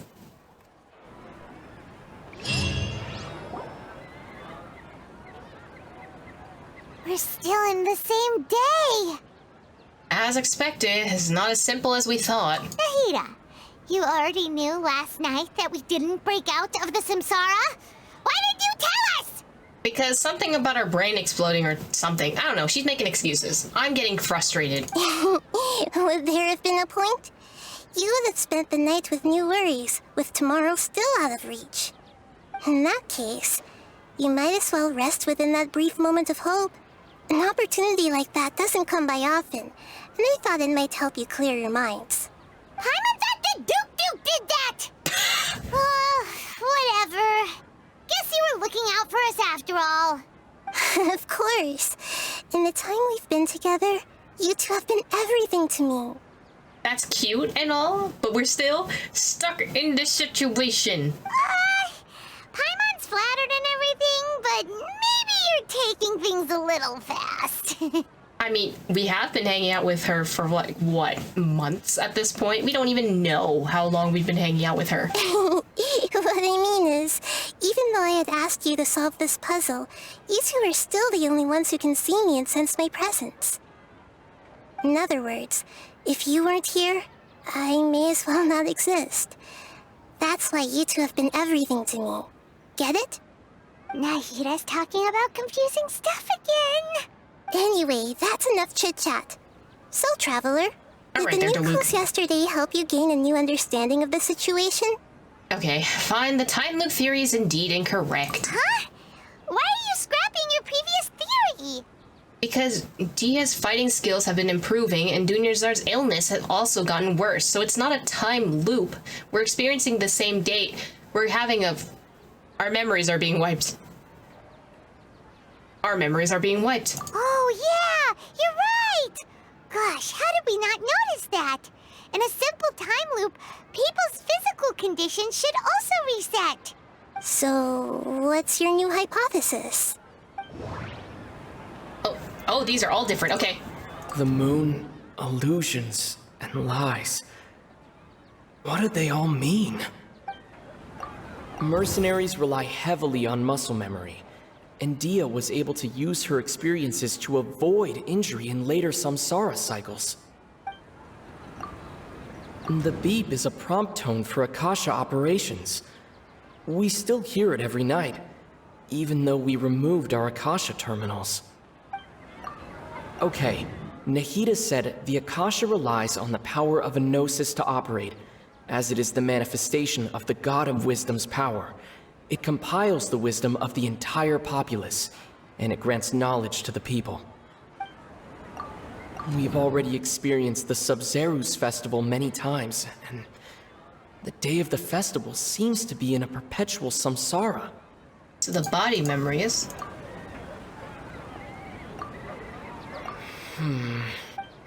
Or the Akasha. The Akasha sound. If all our memories of a day are erased at the end of that day, then we would unwittingly relive the same day again and again. While the world around us just keeps on going.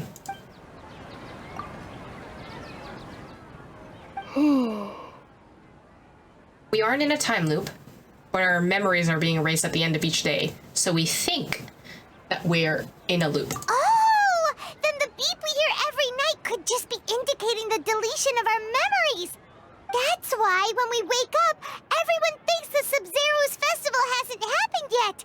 It's already the next day, but everyone still thinks it's the day before. But how does... Okay. You say this, right? But, like, say the marketers. How would they... Wouldn't they know that their stock is being depleted per day? If there's more and more things that are taken out, and you've made a certain amount of things for the Sub-Zeru's festival, wouldn't your stock also deplete? Wouldn't that mean you would have a sense of tracking inventory? Not a sense of tracking time, but like your stuff would still disappear, wouldn't they? How do you explain that then? But muscle memory can't be erased. That's why Dia has been getting better at using her greatsword. Now everything makes sense. A brilliant deduction. Nahida, tell us if we're right or wrong. She's not gonna tell us. To put it simply, it's as if you've mistaken a pyro crystal fly for a firefly in the night. You lost sight of its true nature because you focused too much on your perception that it glows. So we thought that we were in time loop because we thought it was the same day over and over again. It's not the same day, but we think it's the same day. That isn't simple at all! Okay, still the wrong conclusion, huh? Why don't you go talk to Miss Dia again? You might learn something new. Right! She did help us find our latest clue after all. Let's go! I see that this Archon quest is determined to make me feel stupid by the end of this.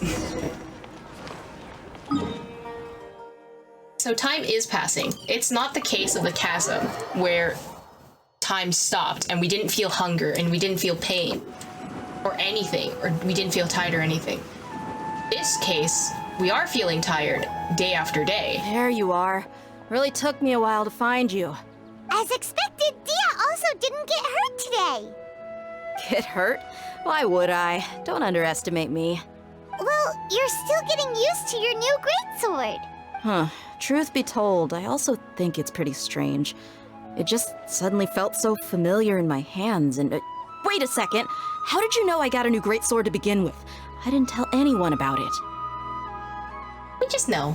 Traveler, could you explain the situation to her today? Paimon's gotten a little sick of doing it. We don't need to explain everything. Let's just get straight to the point. Oh, that works! Suddenly became proficient with your greatsword because we lived through this same day many times already, and our memories of the day are being erased every night. What happened to you guys while I was gone? Did you get brainwashed by some cult? Okay, I know how it sounds like we've been brainwashed, but I swear that we weren't. Don't think too hard about it. Just take what we're saying at face value. All right then, let me get this straight. You're telling me that my body's already gotten used to this greatsword, but my brain just doesn't remember it? Mm-hmm. Yes, your memory's being erased every day. Then I'd have to disagree. That's impossible. Why wouldn't it be impossible? Oh? Why do you think that? If we've actually been reliving the Sub-Zeru's festival day after day, then what happened to the things we used, the money we spent, the food we ate? Okay, Dia's got the right mind, because that's what I was thinking too. Common sense says my wallet should have emptied itself a long time ago. There's no way I wouldn't have noticed that. I thought about that too. But if the sages are behind this, if they utilize the entire city's resources as well as the information supplied by the Akasha... Right! They could use the Akasha to record what everyone did that day, and then use the city's resources to replenish everything! But that also seems like way too much work to keep this whole charade going. It's not very likely, but it's also not impossible. No, it is impossible. I've got proof. You have proof? Where? You two are surprisingly serious about this nonsensical discussion. Fine, I'll play along for a little longer. I feel bad that Dunyarzad's just sitting back here, just chilling. She has no idea what's going on because her real body is dying. Come with me, Miss Dunyarzad. Please come along as well. I still can't guarantee that this area is safe. All right, where are we going? I can't believe it's Dia who wants to show us something this time. 2 days ago, we were the ones taking her to see Dunyarzad. But where are we going, though? What's the evidence? Oh? This is it. Huh? This is a wooden training dummy. What about it? See those marks on the dummy? Those are the result of several days' worth of practice. Let's say the sages didn't replace it every day. Shouldn't it be hacked to pieces by now? That's true, but what if they did? But then it would be unmarked because it's a new training dummy, right? And the sages would have had to reproduce every mark I left during previous training sessions. I'm a professional fighter. My martial school has always emphasized the importance of refined control. The force, angle, and entry point of each strike is calculated and deliberate. That's why I remember every mark on the dummy, as well as my state of mind as I made each strike. It's just as they say, each swordsman has their own unique style, and even the same swordsman can't make the same cut twice. It would be impossible to copy these marks. Is it really impossible? What if they use some fancy machine to carve every single mark? That's a lot of work, especially to replace one dummy. What if there's other dummies around here that need to be replaced too? People often say that a camera's photo can never replace an artist's painting because the former has no spirit to it. And as a photographer, I beg to differ. The same thing applies here. At a mere glance, I can differentiate carved marks from the results of combat training. That makes sense. Seems we'll have to abandon this theory too. Whew. Hope that cleared things up for you. Hey, is this that new brain-exercise game that's been super popular with the scholars lately? It's surprisingly fun. Anyway, it's getting late. I should escort Miss Dunyarzad to Nilu's stage. See you later. And you'll find the same information that you did later. Back to square one.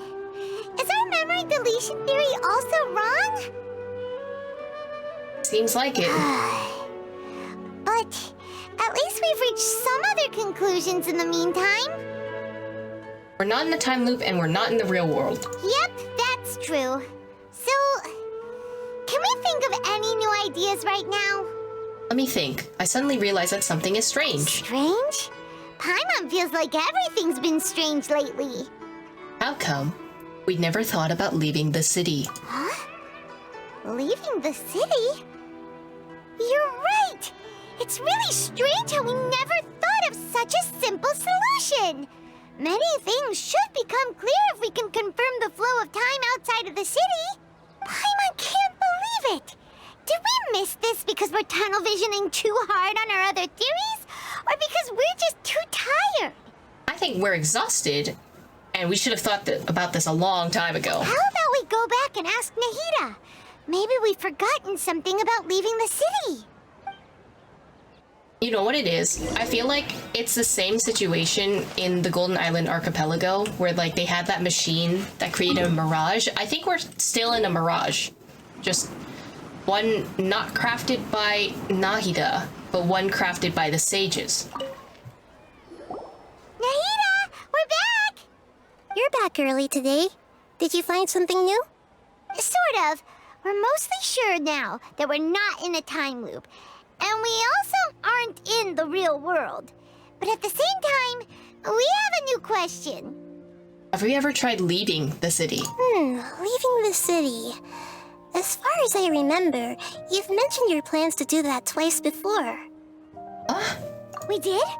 But we don't remember anything. What happened after we talked about those plans? What did we say when we got back? Let me think. I don't think you ever actually told me what the outcome was. Oh, it's probably more accurate to say that both times you never came back the whole night. But you two sometimes stay out the entire night anyway, so at the time, I didn't think too much about it. It is true that sometimes we lose track of time. That's kinda strange. In theory, I should have already awakened all your memories. Okay, let's try this again tomorrow, like the 300th time that we've already been doing this. Yep. Something here's definitely fishy. Let's get to the bottom of this tomorrow. Okay, that beep also scares me. I'm going to fight Nahida with my fists. Yes, okay, let's go and try and leave the city today. About that. Well, where should Paimon begin? I hate the beep so much. It's literally so eerie. Whatever the sound designer did to, like, make it echo like that, don't like it. It's scary. I'm scared. Don't like it. Paimon, what do you mean? Traveler, aside from your memories that were just restored, I have another message for you. That's creepy. Another message from who? Listen to it and you'll understand. Why did the background go all sepia, and why do you do this? Nadia, I need some answers, please. Can't go back. There are countless spaces here. Our Sub-Zeru's festival in Sumeru City is just one of them. What? Why is this Zach Aguilar's voice? It's my own voice? Traveler, you should be missing 2 days worth of memories. Paimon will fill you in. This is so confusing. 2 days ago. It's time to carry out our plan from yesterday. Let's go and try to leave the city today. Okay, let's go. Nahida. We don't have many more festivals to waste. Hurry and find the truth. Okay. Okay, this feels very like Kazuha's domain mirage thing. I don't like it. I'm scared. Head to the city and find a way out. So I'm assuming, right? We're in a pocket mirage. Huh? Who's Why this? can't we leave the city? What is the academia up to now? Don't ask me. It's not like I can tell you anything. This is a direct order from the Grand Sage. Just wait until tomorrow. Tomorrow's not gonna come. And also, of course it's a direct answer from the Grand Sage. He's behind all of this. Oh, I don't like that. I have a real emergency. My goods have already arrived at Port Ormos. If I don't hurry, they'll be stolen. That's your problem. Make sure you make a request in advance next time. Why do you have to be such a... But it's not like you can just predict business matters in advance. It looks like the Academia already announced a lockdown for Sumeru City today. How completely unsurprising. It's like we haven't experienced the exact same thing over and over again. Let's go and question them. Hello, sir. Why can't we leave the city today? Here we go again. Don't ask me, I don't know either. We just received an order that no one is allowed to enter or exit Sumeru today. They didn't tell us anything else. Of course the Academia wouldn't want to share their plans with a pawn, so the Academia doesn't trust you at all. Angering me won't get you anywhere. If I had that kind of insider info, I would have left this stupid post long ago. So how about we just go right past you? You know, just walk straight in. It looks like he really doesn't know. If we can't get anything out of him, let's take matters into our own hands. Why don't we climb over the walls? Those guards can't be everywhere at once. I'm suddenly getting flashbacks to Leah again. This is a good spot, and the guard hasn't noticed us at all. Let's hurry! Paimon, stay here. Huh? Why? Are you going to leave Paimon behind? Paimon, no, it's okay. I'm not leaving you behind. It's okay, buddy. Leaving the city might trigger disruptions to our memories. We need someone to stay and witness events from this side. But what if things get really weird out there and you get into some trouble? Then Paimon won't be able to help you. Oh, Paimon knows that Paimon can't do much, but we've always been together, haven't Don't worry, Don't worry, Paimon. If we leave together, it'll just be the same as before. Okay. Paimon will wait for you. Wait Promise Paimon that you'll come back as soon as possible. I'm coming. Just a quick look. Okay, And okay. Please, be careful. Oh, Paimon's she's concerned for our own safety? What a cutie. Memories! Oh. What? We're back here again. Let's go and try to leave the city today. Again. Traveler!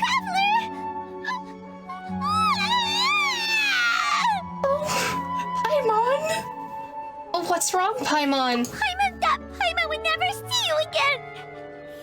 You just disappeared.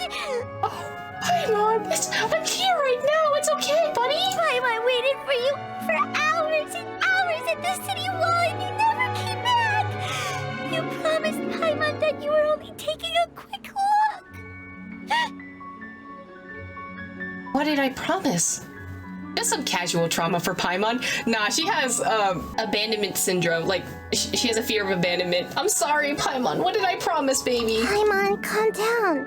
He's here now. I don't think he understood what you were saying. No, and I have no idea what's going on. Would someone like to catch me up? Specifically, Nadia. Paimon doesn't care. Paimon wanted to go look for you, but you also said that Paimon should stay. Paimon was so worried and so scared the entire day. Though I don't remember doing any of this still. I'm sorry, Paimon. I won't leave you behind. Okay. Paimon will forgive you. The most important thing is that you didn't actually disappear. Oh, Paimon was so scared that you had gone into another world. Yes, she has separation anxiety. That's what she has. We've got separation anxiety, and we need to take her to a therapist now because now she has that. But also, what would happen if Aether died, like outside the city walls? Would we just not come back? I mean, Dunyarzad is here and slowly dying. So would that mean if we died outside the city walls, there would be a replacement Aether? A replacement traveler looking for Lumine? I don't like that thought. I don't like the thought of having multiple duplicates of Aether. Especially because if the theory of Aether possibly is a god is true, then I don't like that. This feels very Among Us suddenly. Okay, Paimon, can you tell us your perspective of what really happened yesterday? Paimon describes your plan from yesterday. I see. Using two people's different perspectives. After after that, you left the city. Paimon kept her eyes on you the whole time, but then you disappeared in an instant. You sure that's what you saw? You weren't zoning out or anything? No way! Paimon was watching you with the fullest attention. I was so sassy today, okay. What's your perspective, Traveler? You sure you don't have any memory of this? Yeah, I don't even know that yesterday existed. I guess that explains everything.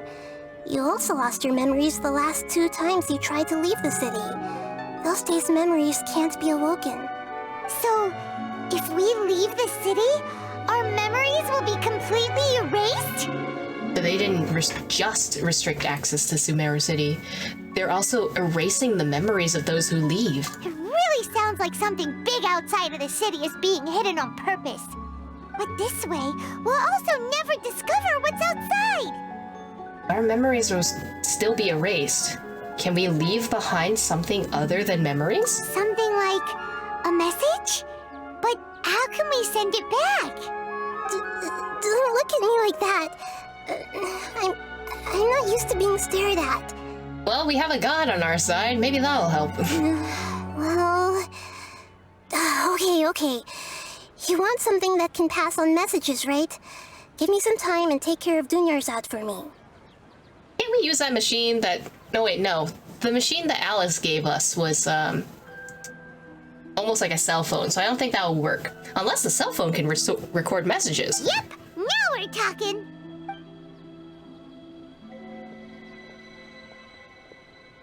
Genshin's been getting real good with these cut transitions lately. I like this. Poor Dunyarzad. Been in a coma for so long. I genuinely don't think that she'll wake up by the end of this. Considering how dark Genshin can get, I'm a little bit worried. I'm done. Here you go. What? Isn't this just an Akasha terminal? But it's modified, right? You made some little changes. Akasha terminals are already capable of sending messages. I just tweaked it so that it could connect to any node. To make something like this? Nahida, you really know the Akasha like the back of your hand. Anyway, we can use this now to record a message, right? I mean, she is the god of wisdom. She kinda has to know how to do this. Yep. I'll help you save the messages. It should be pretty easy to use. I just can't guarantee the user's status and signal coverage when they're outside the city. Damn it, okay. I mean, is there an offline mode? Can we use that? We'll never know until we try. At least we're taking the initiative now. It's worth a try. Let's go then. Let's expose those sages. I still think you should stay. All right. Paimon isn't as worried about being separated since it happened once yesterday. But Paimon still isn't happy about it. It's the separation anxiety for me. See you tomorrow, Paimon. Okay. See you tomorrow, Traveler.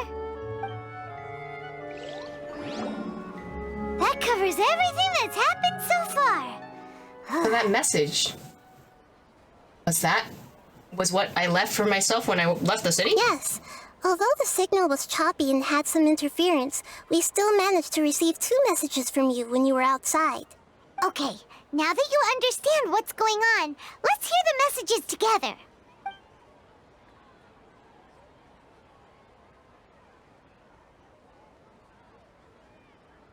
Can't go back. There are countless spaces here. Our Sumeru's festival in Sumeru City is just one of them. I've entered another space. Before me are flowing sandstone and howling fish. Impossible and surreal sights. All these spaces are empty except for the occasional ones that contain mute puppets rather than people. I can't sense any human presence. I don't like this. Are we in the back rooms? Are we in the back rooms?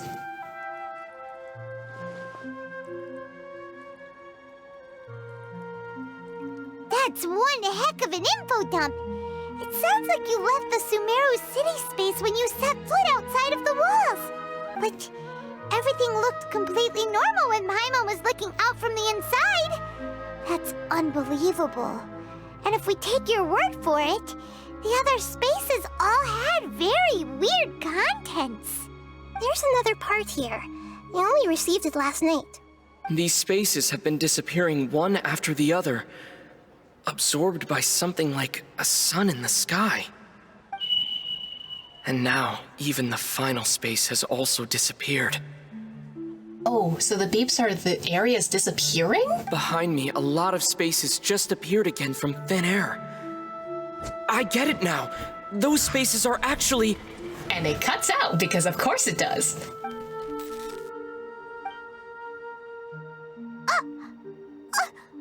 Why did the message end right there? What did the traveler want to say? What are those spaces? Probably because yesterday just happened to end at that moment. Oh, right. Paimon did hear a beep from the Akasha. Did it come from here or from the message? The message. It should have come from the Traveler's Akasha terminal. After the beep, Traveler said even the final spaces also disappeared. Traveler, what do you think that final space could have been? Oh, okay, we're figuring this out.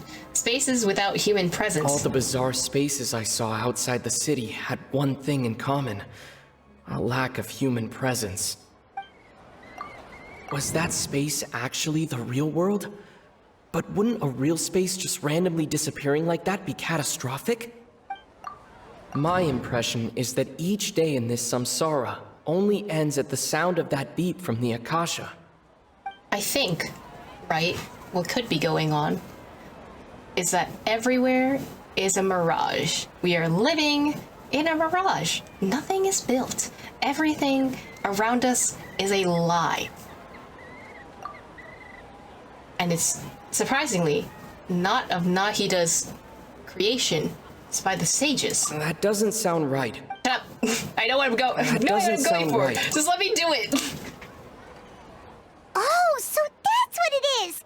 After the sound of the beep, the final space, the Sub-Zero's festival, also disappears, and we're taken to the next day. Later on, Traveler also mentioned a bunch of new spaces materializing behind them. Do lots of new spaces appear every day? Why do we have a loading screen in a world is a question. Paimon's head is spinning. Just what are these spaces anyhow? An interactable object, just like in a game. Well, consider this. For all the horrors of the Archon War, at its heart, it was just a game where a bunch of gods fought over 7 seats. So no matter how strange or spooky things may look on the surface, maybe all they point to in the end is a small and simple secret.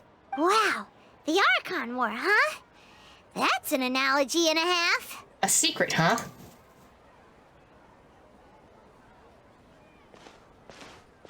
Give me some time. I need to organize my thoughts. Hey! Where are you going? I like that we're being able to experience the unreliable narrator of Aether, because I feel like that's a concept that wasn't played around with before, and now that we're getting to experiencing the storytelling, I love it. Do you want some alone time to think? Alright then, Paimon won't disturb you.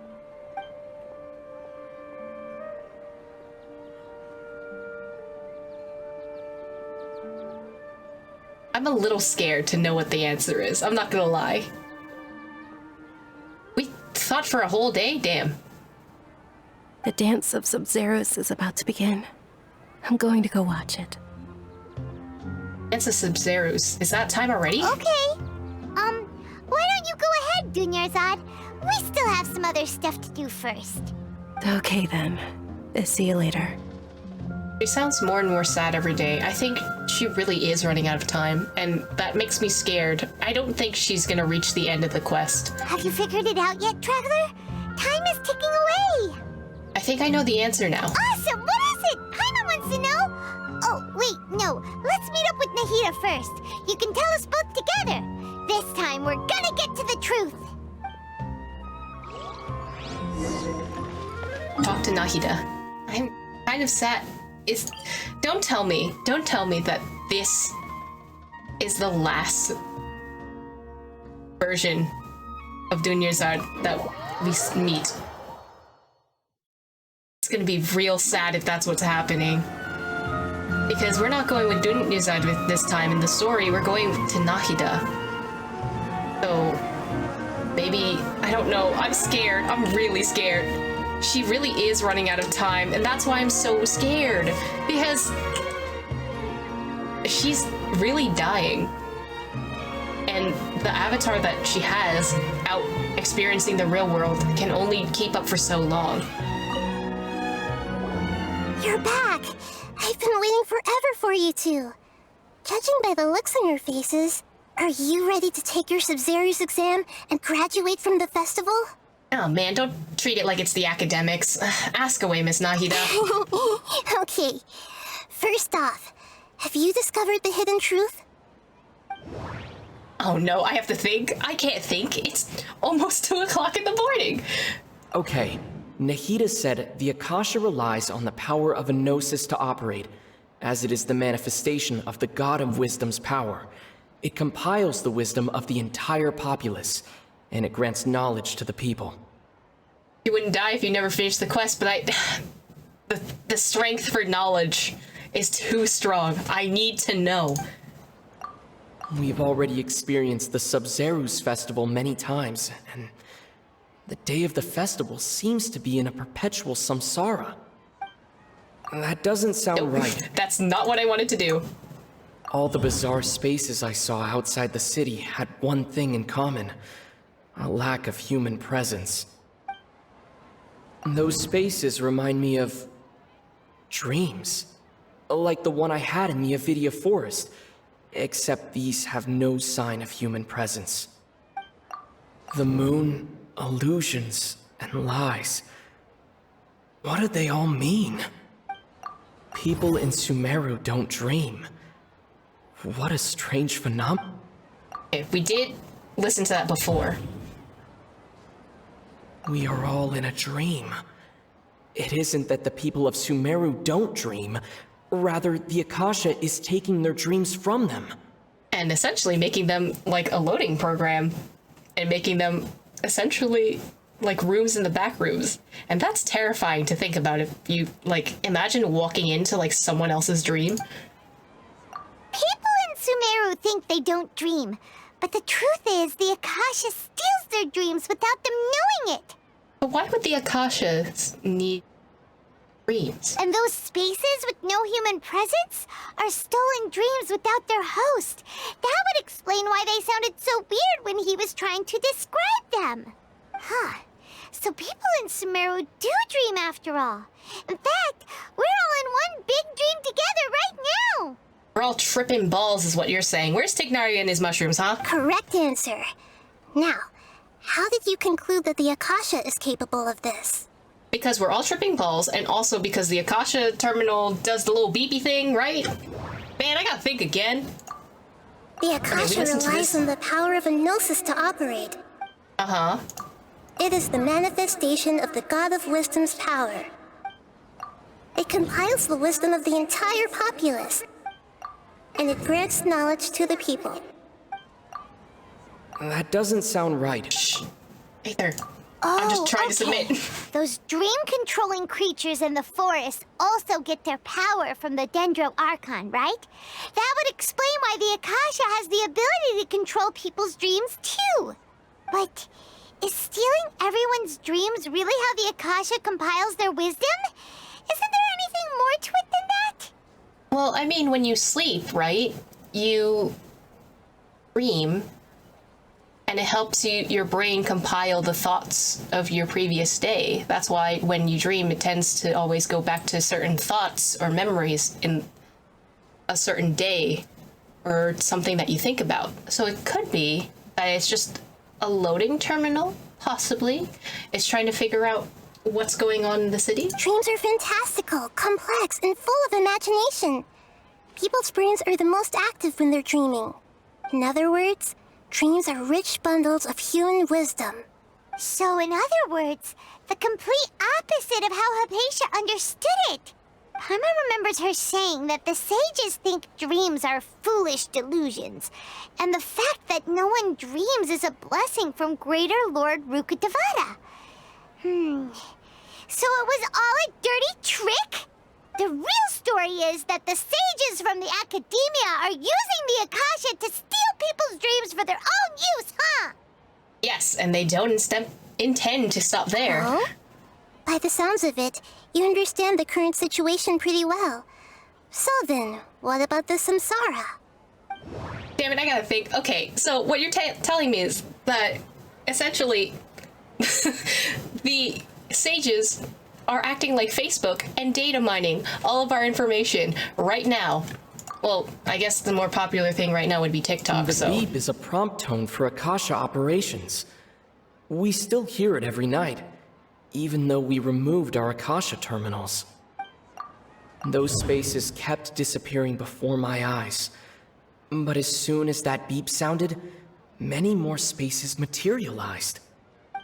Those dreamscapes kept vanishing, but as soon as that beep sounded, more new spaces appeared. The Grand Sage said, "Go celebrate the birth of that god to your heart's content." Did he mean something more? My mind feels exhausted, even though I haven't done too much thinking. What is going on?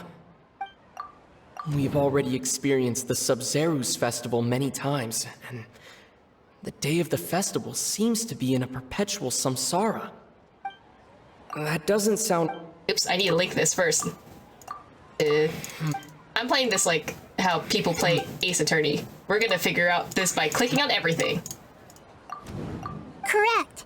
The Akasha is keeping each person's brain in a constant dream state, but also separating their consciousness from their own dream. Their disembodied consciousness is placed inside the collective dream of the Sub-Zerus festival along with everyone else's, while their now vacant dreams are harvested by the Akasha. No one is any the wiser as another day passes in the dream, and so begins another samsara cycle. People wake up to yet another dream about the Sub-Zerus festival. The dreams that belong to them are once again harvested by the Akasha, and so it continues. So, this is like a dream factory, and the Akasha is a dream harvesting machine. Did Paimon get that analogy right? Very good, Paimon. Using analogies well is an excellent habit to get into. I guess. Sometimes you can't explain everything in an analogy, though. Okay, so that beep we keep hearing is actually from our real-life Akasha terminals. Taking off our terminals in this dream doesn't do anything. All right, last question. Who am I? A VTuber. Damn it, I'm gonna have to think. They say that alchemical divination is the Dendro Archon's divine revelation. So then, if Nahida has referred to herself as the moon... They say that Nope, I want this one. Now that I think about it, wasn't illusions a hint that we're all dreaming? Now that I think about it, wasn't illusions hinting at the same... Is this a different line? Now that I think about it, wasn't illusions hinting at the sage's deception of Sumeru's people? That doesn't sound... Damn it, okay. That doesn't sound... It's actually the moon? Boo, okay. I think Nahida is a VTuber, and she is, in fact, not there with us at the moment. So you noticed. You are Lesser Lord Kusanali, like we've all thought. I thought that one would be the hardest question. That's why I put it last. Girl, when we saw the trailer, we all knew. You don't gotta hide to us. That wasn't hard at all. Even Paimon guessed that. Everything about you is different. We just didn't want to expose you is all. Yeah, we don't expose the Archons. Unlike... Well, A kind of is everywhere. I think A is the only one that's like out and about, just like, I am your god. But you must trust in me. And then like Venti, Zhongli, Nahida, all hiding in plain sight. She is the moon, she is its sun, she is the queen. Now that you mention it, Nahida, you've been hinting to us since the very beginning. I mean, she didn't tell us straight up, but I decided to select every other option. It's funny. Thinking back to when we were asking all over the place for info about Lesser Lord Kusanali. Paimon didn't expect to meet you like this. I have a lot of questions for you, but this doesn't seem like the good time. Considering, Dunyarzad's still dying in the background. Yes, those can wait until we're back in real life. On the other hand, I'd be happy to answer any more questions you have about here and now. Why couldn't you simply tell us the truth? You asked me this question before. My answer was, it would literally blow your minds. Do it. Now that you know this is all a dream, this answer should hopefully make more sense. Have you heard the saying, don't wake a sleepwalker? Likewise, if someone suddenly had told you all this instead of you learning it on your own, your notion of reality and dream would be thrown into irreversible confusion. I couldn't expose you to that kind of risk. That's why I could only give you very subtle hints and some suggestions.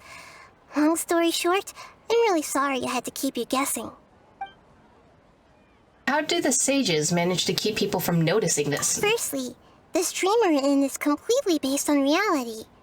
People have already experienced this Sub-Zero's festival, so it would be very difficult for them to find anything that strikes them as surreal. Secondly, you're probably wondering why people don't have any memories from earlier samsara, right? That's because people don't remember their dreams most of the time anyway. And in any case, their actual dreams are being taken away from them by the Akasha. So whenever they wake up in this dream of the Sub-Zero's festival, they don't remember anything from their previous identical dream. That reminds Paimon. Traveler had a dream when we were in the Avidia forest, but couldn't see what it was about after waking up. Is that an example of what you mean? Yes. Only after receiving the blessing of Dendro can a person gain the Dendro element's dream-enhancing power. Dream-enhancing power? That explains the feelings of déjà vu. So, wouldn't people like Ignati and Kole and even Alhafheim, wouldn't they all be able to have the ability to experience this deja vu? How are they living this whole situation right now? I mean, if it's just affecting Sumeru City, then Kole and Tignati wouldn't experience it. But Alhafheim should still be here, right? He didn't leave yet. Meanwhile, everyone else has no idea that they are in the Sub-Zero's festival samsara, while their dreams are stolen from them over and over again. About the side effects of a mass-produced dream. Can humans really keep dreaming forever like this? Will it ever end? And if so, when? You might say your mental fatigue has already answered this question. Eventually, there's only so much that people can tolerate. Especially those whose health is compromised to begin with, like Dunyarzad. This relentless exploitation takes an even harder toll on them. This sounds weirdly like an analogy to the coronavirus, but don't ask me why. People's lives are at stake here, and nobody knows a thing! We've got to put a stop to this! Tignati and Kole didn't wear a terminal. Oh, you're right. I forgot Tignari gave us his terminal. Why is the dream about Sub-Zero Festival? I know, right?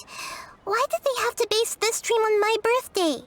Could it really just be a coincidence? Nothing's ever coincidence, so... Even you don't know the reason? Wow. Now that's strange. The Academia sages are determined to harvest lots of dreams in a short time, no matter the cost. They have to be up to no good. Unfortunately, I don't know anything about it. Traveler, do you have any information? Why would I know? We're in the same situation.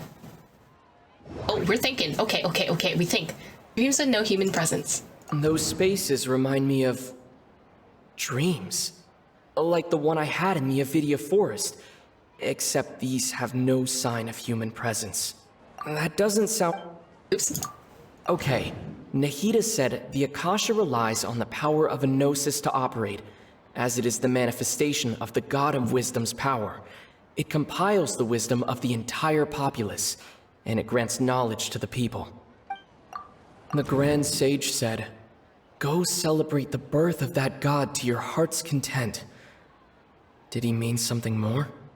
Celebrate the birth of that God? Could it mean...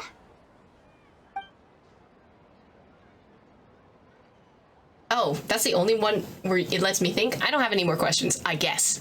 Deceiving the people of Sumeru with no regard for their safety. No matter what they're trying to do, this is unforgivable. After we end the Sub-Zero's Festival, Samsara, we have to look into them. I'll help you, buddy. We can do that. How can the sages of the Academia do this behind their Archon's back? This is ridiculous! In the end, I'm just the moon. The real sun is long gone. Well, you can still do things as the moon, can't you? Even though the sun is gone, you're not reflecting the sun anymore. You're still the moon. You still have power. A sun and a moon? Nahida's talking in riddles again. She doesn't consider herself as an Archon. That's what I was thinking. It's also because no one else believes in her, except for like a small selection of few people. And that's why you have to get your friends who believe. And I think that everyone should believe in themselves.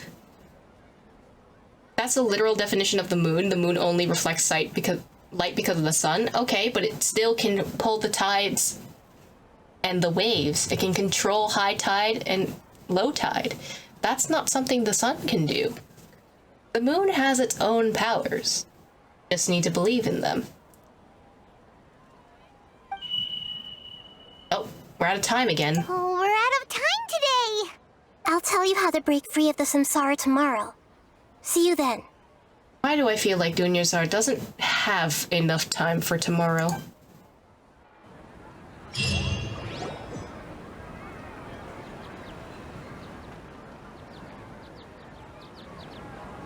Good morning, Nahida. Wait. Now that Paimon remembers everything, should we instead say good morning, Lesser Lord Kusanali? Yeah. Are you okay? Where's Dunyazar? Hey! What's wrong, Nahida? You don't look too good. Where's Dunyazar? She couldn't have... I'm afraid that what you're thinking right now is correct. Did Dunyarzad already disappear? No way!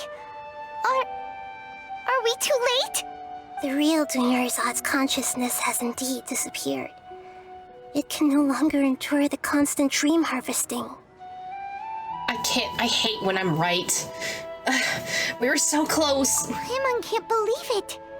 Wait, so what about that other Dunyarzad? Just what is she? Is she also going to disappear? She's actually something like a puppet, but not completely. The real Dunyarzad's consciousness could no longer keep playing her role in this dream. So another Dunyarzad appeared to replace her in the dream. Just like the grass and the trees, that Dunyarzad is just a building block of the dream that helps to keep it going.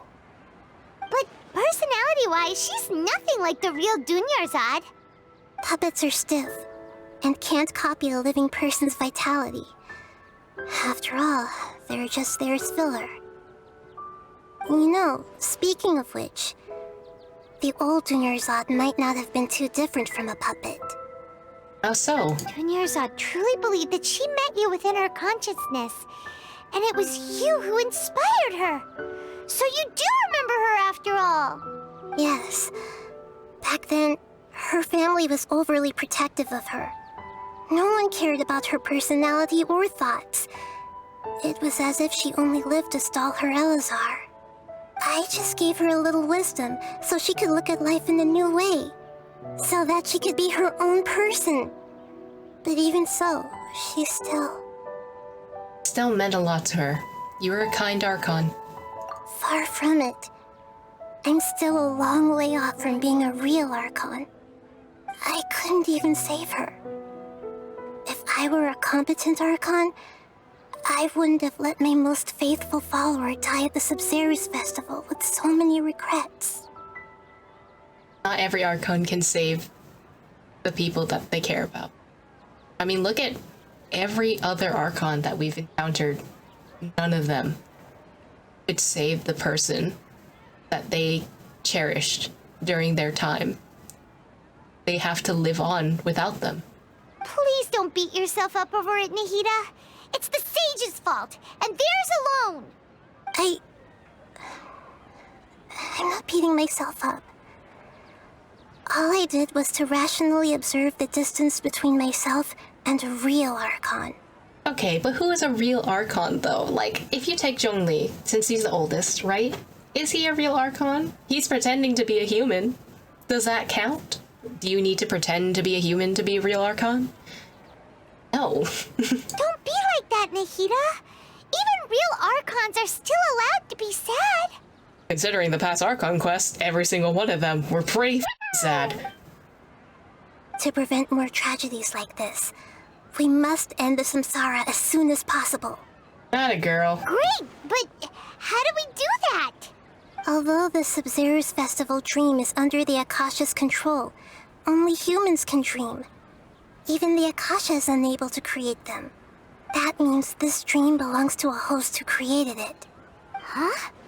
So, how should we find that person? Well, if this is someone's dream, then everything here must come from deep within their consciousness. Which means, with the power of imagination, they can change anything in this dream. This is getting very, children's television. Okay. Imagination? What do you mean by that? Imagination means breaking through what you perceive as normal. Like when a server at a tavern brings a plate to you, you'd naturally assume that food is on it. However, if you're the dream's host and you become aware that you're dreaming, when you imagine gold and more on the plate, the dream will respond in kind, and the server really will bring you gold and mora. But right now, our host is unaware that this is a dream. No matter how many times they're served, it will always be food. So where do we find this host? Then what? Find some way to make that person realize that they're dreaming. Usually, once that happens, the person will wake up and the dream samsara will be broken. So we need to make sure that someone lucid dreams. It's okay. If the person's a gamer, they're more likely to be a lucid dreamer. How are we going to find them, though? If it could be anyone, it'd be like looking for a needle in a haystack. Who else would want the samsara, not the samsara, the Sumeru's festival to go this well, right? And even if we did find them, how are we supposed to make them realize they're dreaming? After all, like you said, don't wake a sleepwalker. Is it Nilu? Is Nilu the one that's dreaming? Because it could be that it turns into our nightmare, because the whole ending of the dream is her being stopped from performing. I think what we need to do is make her perform. It's extremely difficult, yes. But the only ones who can do it are you two. Because we are the main characters. Everything you've achieved up to this point has all been for the sake of finding the host and ending the samsara. We can do that, right? As for me, during this time, I'll be out of town. What the hell does that mean? You're just gonna leave? You saw what happened when we left. Out of town? Left? Are you leaved? going to that place full of dreams where the traveler went? Yes. I want to try something. There must still be a small wisp of possibility. Archons are gonna keep being mysterious on us, huh? Hurry and go. Dreams are supposed to be fantastical, romantic, and full of pleasant surprises. Unnecessary things like this samsara need to end. Paimon's still a little upset that we've come this far only for Dunyarzad to... She was such a good person, with such a simple wish. But fate was against her. I just feel so demoralized. Yeah. Saving Dunyarzad is what kept us going this whole time. But we mustn't lose hope, Traveler. Dunyarzad would definitely want to see us save everyone else. So let's break the samsara for her sake. Yeah, we got this. Paimon's wondering, do you think the sages would get one of their own to be the host of this stream? Feels like it would be easier to control it that way, no? Unlikely. I don't think they can dream. Knowing the plan, they're probably becoming aware that they're dreaming. An unsuspecting host would be less likely to realize that this is a dream. Huh. That's true. Plus, the sages probably weren't counting on there being other factors beyond their control, like Nahida and us. So, who do you think the host of the dream is? Eris, the Knight of Flowers, the one with the strange getup? Oh, that would make sense. Ferris, the Knight of Flowers, is a symbol of the whole Sub-Zero's festival, right? pretty core character. Let's go ask him some questions, shall we? You're back. You left in a hurry last time. Is everything okay? Everything's fine, just, it's a little hard to explain. Would you mind taking part in a little experiment with us? An experiment? That came out of nowhere. I'm listening, though. What do you need me to do? Could you make a wish? Imagine your wish coming true before your very eyes. You want me to make a wish? Is that a new Sub-Zero's festival tradition or something? Yes. Less questions, more wishing! Paimon's so sassy, I love her. Okay. My wish. Okay. I'm a little nervous saying this out loud, but I want Miss Dunyarzad to be happy. Simp. Oh. I noticed earlier that she looked a bit down, and she wasn't really talking to anyone. She just doesn't seem like herself. She's always so gentle and kind, and all the kids love her. I've also wondered if the reason she asked me to be Fairest Knight of Flowers is because I'm special to her, or something. So, you have a crush on Dunyarzad? We all do this, but sure. Oh, is it that obvious?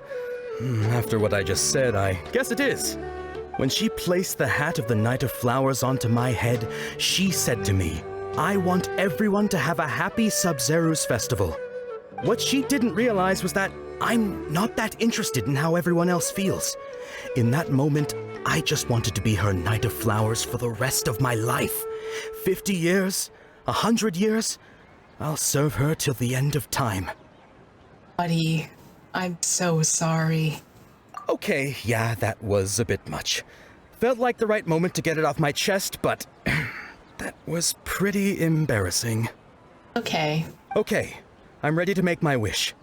I would like Miss Dunyarzad to appear in front of me right now with a smile on her face. Here goes. Please come true. Please come true. I'm gonna open my eyes. Oh, you're... What? Fucky? Sorry, but only one portion of Yelda candies per person. Back home you go. Nice try, you two. Anyway, never mind. I don't need to see her appear right in front of me. As long as she's happy. Buddy, I wish I can tell you that she was happy. I really wish I could. Guess he isn't the host of this dream after all. Should have expected it wouldn't be this easy. I'm depressed? Yeah, I'm real sad. It seems like everyone who knows Dunyarzad loves her, but none of them has any idea that she... My lady, step back. That sounds like Dia! Oh, right. This is when Dunyarzad bumps into the kidnappers. I'll teach them a lesson they won't forget. Huh? But Dia can handle them. Hey, Traveler! If we can do it for one time, just one more time.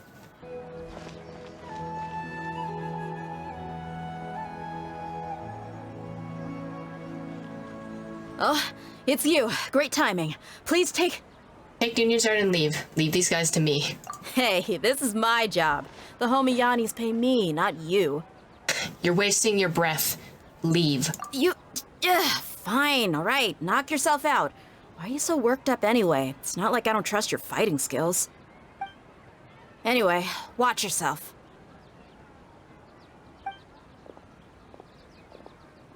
So you got yourself some backup. Suit yourself. You're going down. This is for Dunyarzad. Let's get Waste this. to the wicked! Oh, this makes me so sad. We're fighting in honor of someone who's gone. All that mental fatigue causing memory loss. Someone needs sleep. Shh, it's okay. I'm not in a dream state. It's fine. We're totally fine. Nothing bad will happen. Scatter! Oh, Kale's still dead. I'll be back. Where's the last one? Dawn, break forth! Uh-oh. Well, that's not great. Oh, Boo, why are you doing this to me, especially when we're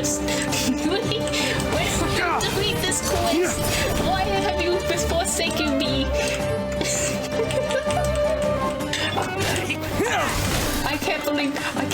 I can't do this with the voice. I can't believe you done this. I cannot believe you done this to me. Where is the last person? I don't know. I don't know where they are. I don't know. Scatter! Hi. At least Sayu is here. Because she's cute and we love her. And so is Lulu. Cute, but in a different way. Traveler? Were you just taking your anger out on those guys? I'm fine. I'm just angry at myself.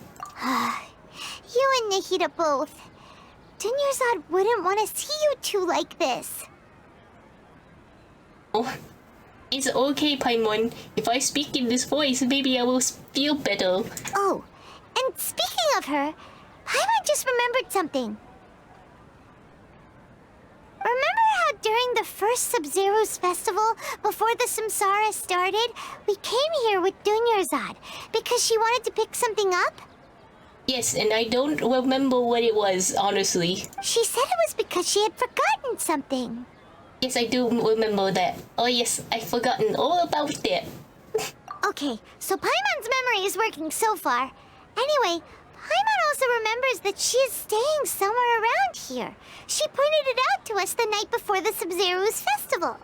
Should we check it out what the item was? Or maybe it will give us some clues. Yeah, even if it's only a tiny clue, it'll probably still help us more than this needle in a haystack search. This is the place!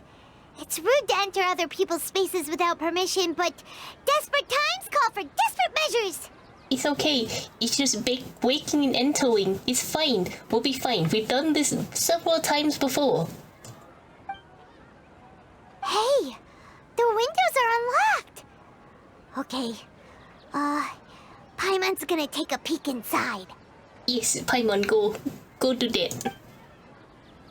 Paimon enters the room and returns like a while later carrying something. This was only a temporary residence, so there was pretty much nothing inside except this book on the table. Should we open it? It's probably her diary, I'm not gonna lie. Oh no. After almost 16 days, I was finally able to get those notes written before the Sumeru's festival.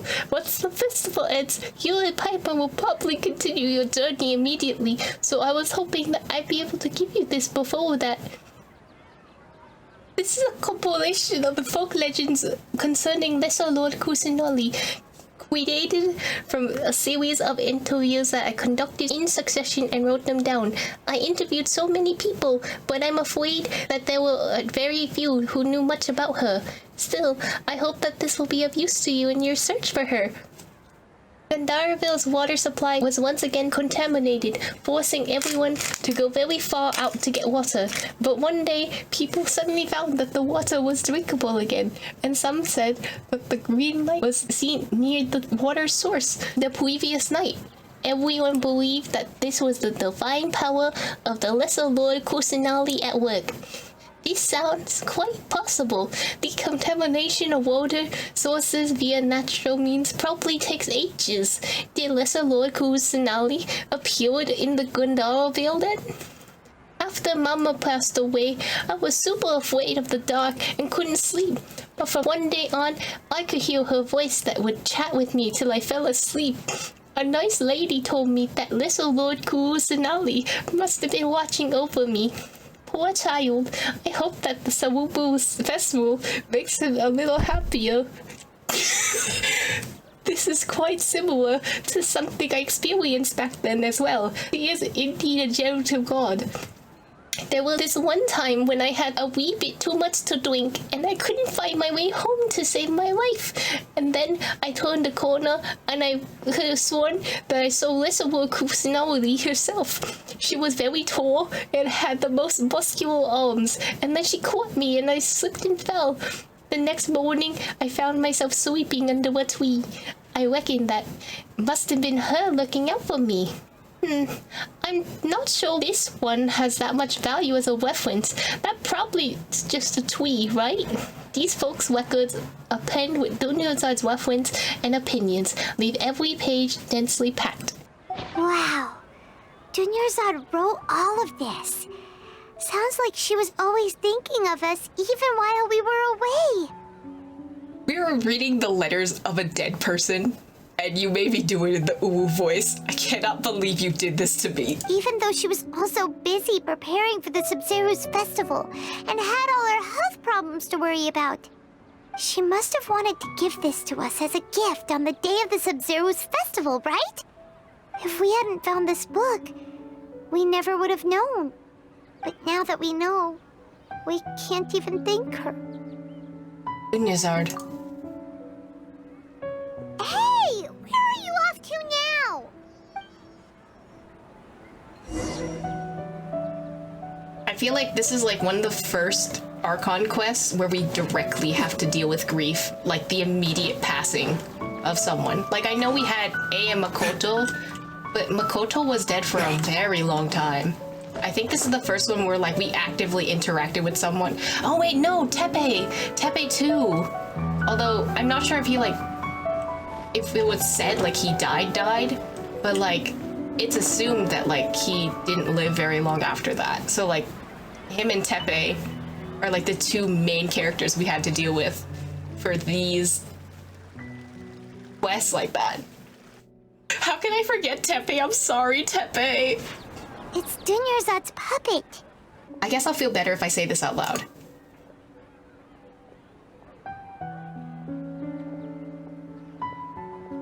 Thank you. Traveler?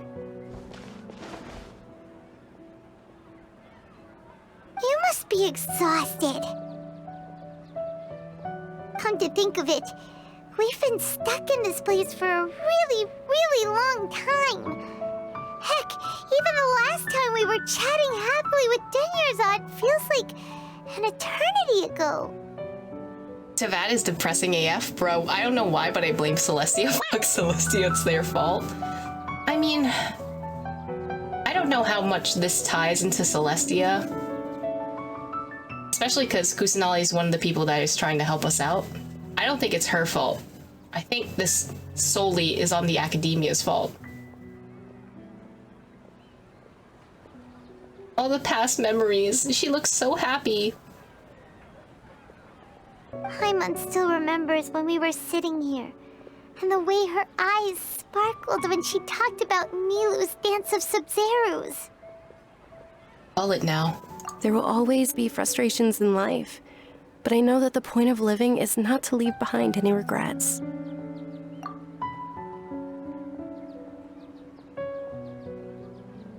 That was what the real Dunyarzad said, wasn't it? Does that mean... Dunyarzad? Yes, Traveler. What is it? Oh, so she's still just a puppet. But just now, how come... Let's not leave any regrets behind. Let's go, Paimon. What? Where are we going this time? Watch the dance of Sumerus. If you continue to resist, we will have to order an investigation into every single event organizer. The Grand Sage has already granted you much leniency. I advise that you exercise tact. How did things turn out like this?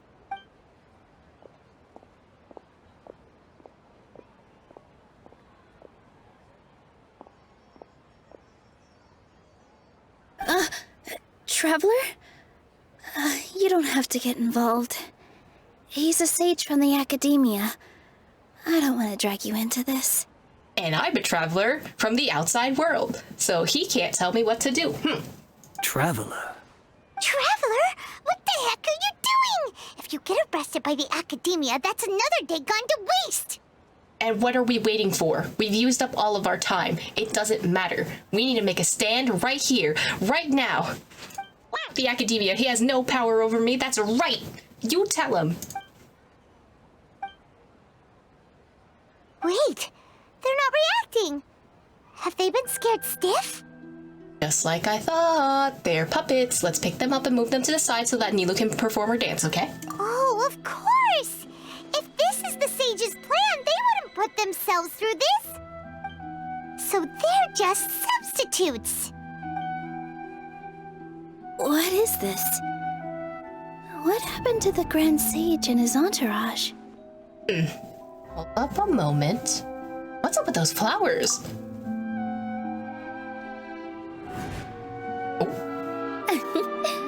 Like I said, they symbolize the goddess of flowers.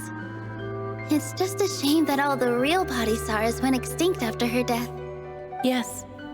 The Greater Lord brought forth new Padisaras in memory of the goddess of flowers. But she ultimately could never truly replicate that beautiful shade of purple.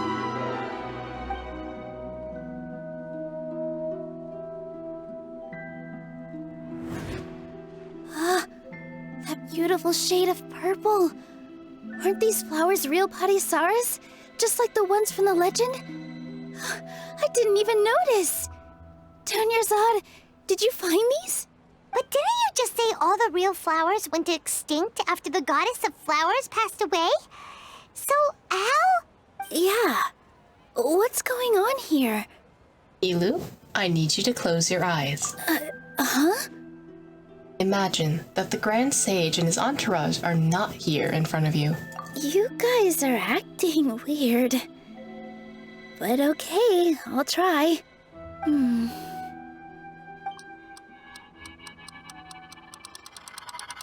Hey! They disappeared! So Nilou's the host! What a surprise! Dun dun dun! I said this like several minutes ago. I knew it. Purple Padisaras don't exist in the real world anymore. But in Nilou's subconscious, they can appear as decorations on the stage. It's just like the example Nahida told us. People assume there will be food on a plate, and Nilou assumed there would be real Padisaras in the flower pots. So when you saw the flowers, you instantly knew it was Nilou? Correct. And also, why would you have a playable character that's not important to the story? But if we want to end the samsara, we need the host to become aware that they're dreaming. We can tell them that she's dreaming. How should we make Nilou realize that? Am I dreaming? Huh? Well, how did you come to that conclusion? I mean, not you putting the writers on the spot. So tell me why she's an important character without telling me that she's an important character. How'd you come to that conclusion? So I'm right. Is this Lesser Lord Kusanali responding to our celebration of the Sabzeruz festival? Wrong guess, but you aren't completely wrong either. The point is, what made you think this is a dream? As far as you know, people in Sumeru don't dream, right? Yeah, but have you heard the tale of the first sage? To prevent a calamity, he went on a journey to find the Dendro Archon. She's on the right track. Yeah, she's getting there. Ooh, sounds familiar. Dunyarzad told us a story like that when we first arrived in Sumeru City. So it was about the first sage, huh? Yep, but in the part you heard, he hadn't become the first sage yet. There's more to the story. His piety and wisdom were acknowledged by the Dendro Archon, and she finally gave her blessing to him. All kinds of spectacular scenes appeared in front of the first sage, as if all the knowledge in the world was being painted onto a canvas right before him. He was captivated. After who knows how long, he mastered all the knowledge he could comprehend. Afterward, he said to the Dendro Archon, "I miss my parents, my wife, and my children. I've been away from home for far too long. They must be worried." The Dendro Archon smiled. The next second, the sage found himself lying in his bed, as if he had just woken up from a dream. His wife lying next to him said, "You're off to search for the Dendro Archon today, aren't you?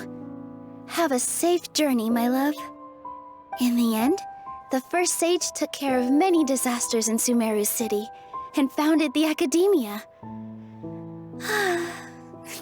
What a happy ending. So, the first sage was dreaming ever since the beginning of the story? He never went on his journey? Yes. But his faith and determination were conveyed to the Dendro Archon, so she blessed him in the form of a dream. Paimon understands where you're coming from now. That's a really interesting connection. But we really gotta wake up soon, like the sage in the story. Now that Nilu's aware of it, the stream should be over soon. I see. Well, it just so happens that today's Sub-Zero's festival is almost over too.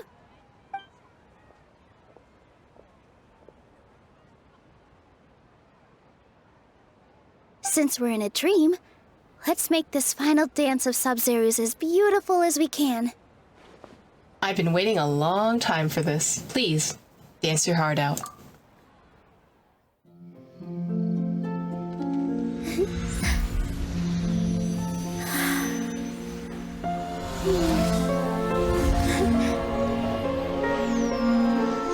Damn, she got special effects and everything. Let's go. The wait is over, everyone. I dedicate this to our god, the dance of Sub-Zero's.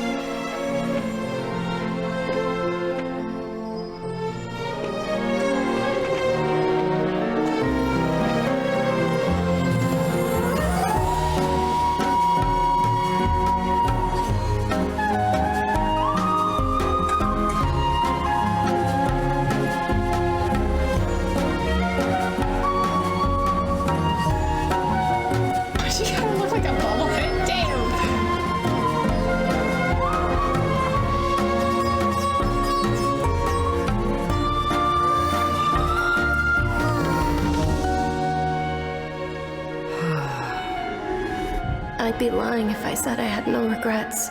I would have loved to see Nilu's dance.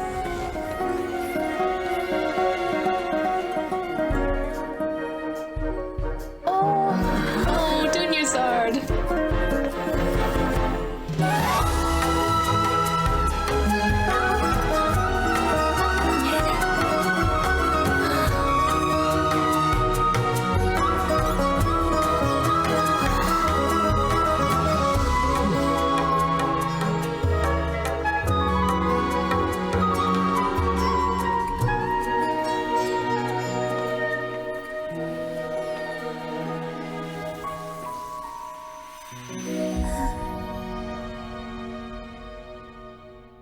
Excuse me while I go cry ugly tears because of this. Oh my god. Oh, Dunyazard.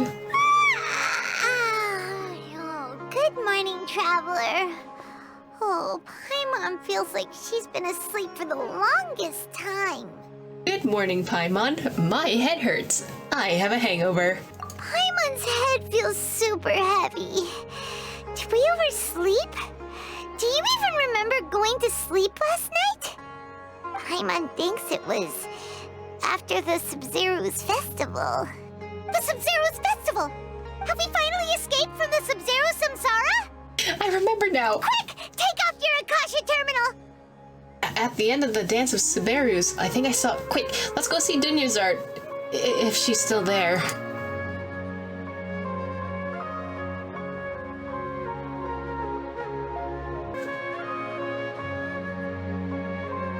She's not in her room. What happened? Let's go to the usual spot. Huh? What usual spot?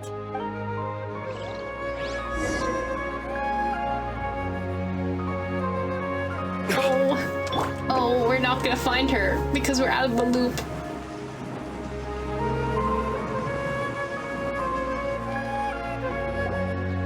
Wait. Well done, Traveler and Paimon. Catherine? And thank you, Dunyarzad, for organizing the Sub-Zero's festival for me. Catherine? I'm sorry, who are... No. She's cool. Catherine is the head of the Adventurers Guild and totally not a god in disguise. It's totally fine. She's chill. Dunyarzad! You're okay! Oh, don't scare us like that! Dunyarzad! Oh, Traveler Paimon. I have something amazing to tell you. I just had a dream, and I saw Nilou performing the dance of Sub-Zerus.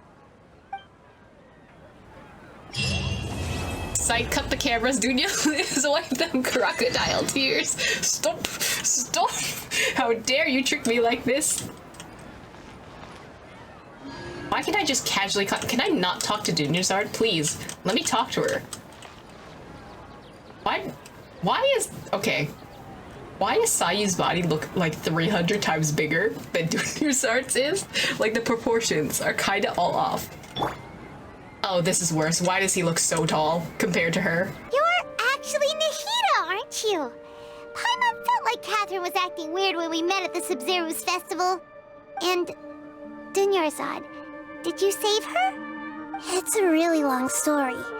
We shouldn't disturb her. Her consciousness is still weakened. Let's chat somewhere else. How about by the Traveler's favorite bench? It's so weird having Nahida's voice put on Catherine's model. It scares me a little. I can't talk to Dunyarzad? Oh, I can. What's going on? Why are you two so excited to see me? Yes, it's only been a night, but I miss you. It's been so long. It's actually been much longer than that. Oh? Strange. Was I really asleep that long? No wonder I have such a headache. Dunyarzad, never scare me like that again, okay? After we parted on the last day of the Sub-Zerus festival, I left the city and saw what the Traveler had described. It's still really weird to see Catherine's body with Nahida's voice. Among the countless dreams, I found one that was growing fainter and fainter. This proved my suspicion. Once Dunyarzad could no longer bear the Akasha harvesting her dreams, her consciousness began to dissipate. But this also meant it escaped the Akasha's control. Such a small fragment of consciousness can't last for very long, though. It will return to its original dream, where both will gradually fade until they completely disappear. Like that the music faded out like that. I used all the power I had to keep her dying dream alive as long as possible. But it still wouldn't have lasted for much longer if it hadn't been for you two breaking the samsara. So it looks like we did manage to save Dunyarzad in the end. Not a moment too soon. It was a very happy ending. This truly is a miracle. Huh? Why are you two smiling so happily? I thought you'd be so moved that you'd start crying. I need to spend more time observing human emotions. Stop, I'm crying. The person behind the Traveler is crying, okay? Does that count? Both are fine. Everyone reacts differently. All right. You two must have a lot of other questions for me, right? After all, you saved my faithful believer. As your reward, I will answer any and all questions. I still believe. So is Catherine. So am I right on the VTuber thing? And instead of Nahida being her body, it's now Catherine. Catherine is in fact the VTuber, and Nahida is the person behind it. I see you. I see you, Kusanali. About what I saw in that dream, the Avidia Forest. At the Avidia Forest, there was this incense that made the Traveler fall unconscious and dream of a huge tree and a red sky. You also heard someone's voice, right? It said world and forget me. Yeah, so you do know! We've been wanting to ask you what that was about, and if the red sky was related to Khaenri'ah. It seems like the Traveler established a connection to Irminsul. That was a message left by Greater Lord Rukkhadevata's residual consciousness in Irminsul. Perhaps her last memory before she died. So I figured that out way earlier, okay. As you two probably know, Greater Lord Rukkhadevata disappeared after the disaster in Khaenri'ah. The timings of these events do line up, so your suspicions are reasonable. A message from Greater Lord Rukkhadevata? We thought it was from the Scarlet King. No. You thought it was from the Scarlet King. I knew it was from Greater Lord Rukkhadevata, okay. The Scarlet King? That god who died even longer ago? Some present-day desert dwellers still worship him. You probably just heard some of their conspiracies. A lot of them, actually. Okay, so what does the message mean? Exactly what it says on the tin, I assume. Like, it's not that hard. I still haven't managed to decipher it. Even the Akasha isn't currently capable of doing that. Greater Lord Rukkhadevata's residual consciousness in Irminsul seems to be contaminated with something that has a very dangerous aura to it. Many devoted scholars go mad as soon as they connect their consciousness. I've warned the academia about this many times, but people still keep falling victim to it. Because they'd rather find information. But I believe this is the key to saving Irminsul. That's why I've kept trying to decipher it. So the tree in the vision was Irminsul? Oh, Tainari also said that Irminsul is sick. Is it because of the contaminated consciousness? Is it because of Il Dotre? But even if you can't figure out what that vision was all about, it seems like our search for you was all in vain. The traveler wasn't affected after coming in contact with that consciousness. I've never seen anyone like that. With you here, we may have a chance at deciphering it. No, we must decipher its secrets. I've already eliminated all other factors that might affect Irminsul. This is the only one left. This puzzle has life and death at stake. It could determine Irminsul's fate, as well as Tevat's. So, immediately changing the topic, why do you look like Catherine? To be accurate, I'm using the Akasha as a medium to occupy Catherine's consciousness. She is a VTuber. As I said, I predicted it way back in the trailer. Kusanali? VTuber. How did you do that? Poor Catherine. Does this mean you can also occupy other people's consciousnesses? Theoretically, I can enter anyone's mind as long as they're wearing their Akasha terminal. The Akasha is the legacy of Greater Lord Rukkhadevata. As Lesser Lord Kusanali and the first Akasha terminal, my consciousness has always been linked to the Akasha. The first Akasha terminal, huh? I've always respected my people's free will, so I've never actually occupied their consciousness. When necessary, I just borrow this bionic Snezhnayan puppet.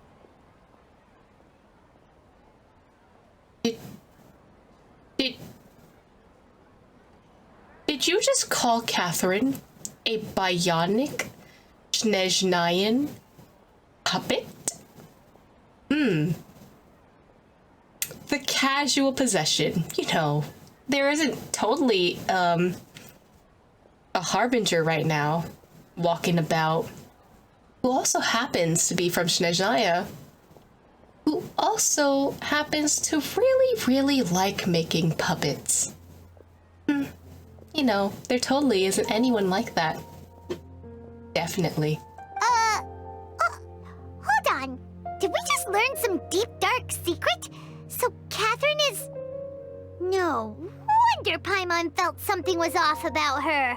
We always knew she was a bot, it's fine. What about your own body? Why do you need to borrow other people's? Don't you live in the sanctuary of Surasthana? That story begins a long time ago. After Greater Lord Rukkhadevata disappeared, the sages found my newly born self and took me back to Sumeru. At that time, I was young and weak. The sages kept me in the sanctuary of Surasthana, ostensibly for the sake of protecting me. But I've hardly heard from them since. However, I do understand that they had hoped to find Greater Lord Rukkhadevata instead of me, a symbol of her passing. So, the sages basically put their new Archon under house arrest? How dare they! Why don't you teach them a lesson, Nahida? In some ways, they aren't wrong. Greater Lord Rukkhadevata was omniscient and omnipotent. Even after her death, the Akasha is still empowering this nation. And I'm still really far away from being able to call myself the God of Wisdom. Moreover, the academia is also more proficient at governing this country. My existence has little meaning. Notice how she called herself the first terminal, and how she said the Gnosis was used to collect. She's being held at the center of the sanctuary. Wouldn't the Gnosis be with her? If the Gnosis is used to power the Akasha, then 95% sure. I think that the Gnosis is currently with her.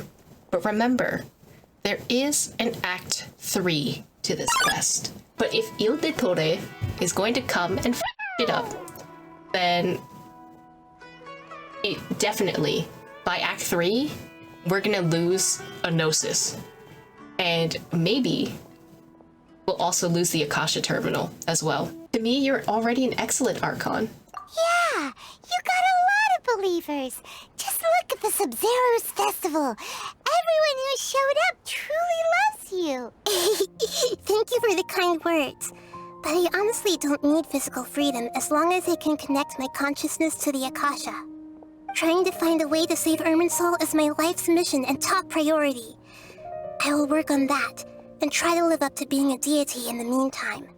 Every once in a while, I will also take up the duties of the God of Wisdom and enlighten a lost soul here and there.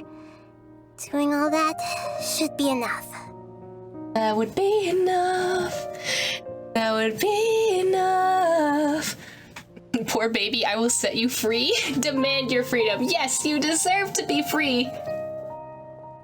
About the sage's plan. There's never been any big problems with the Academia's governance of Sumeru. This is the first time I've seen them step out of line.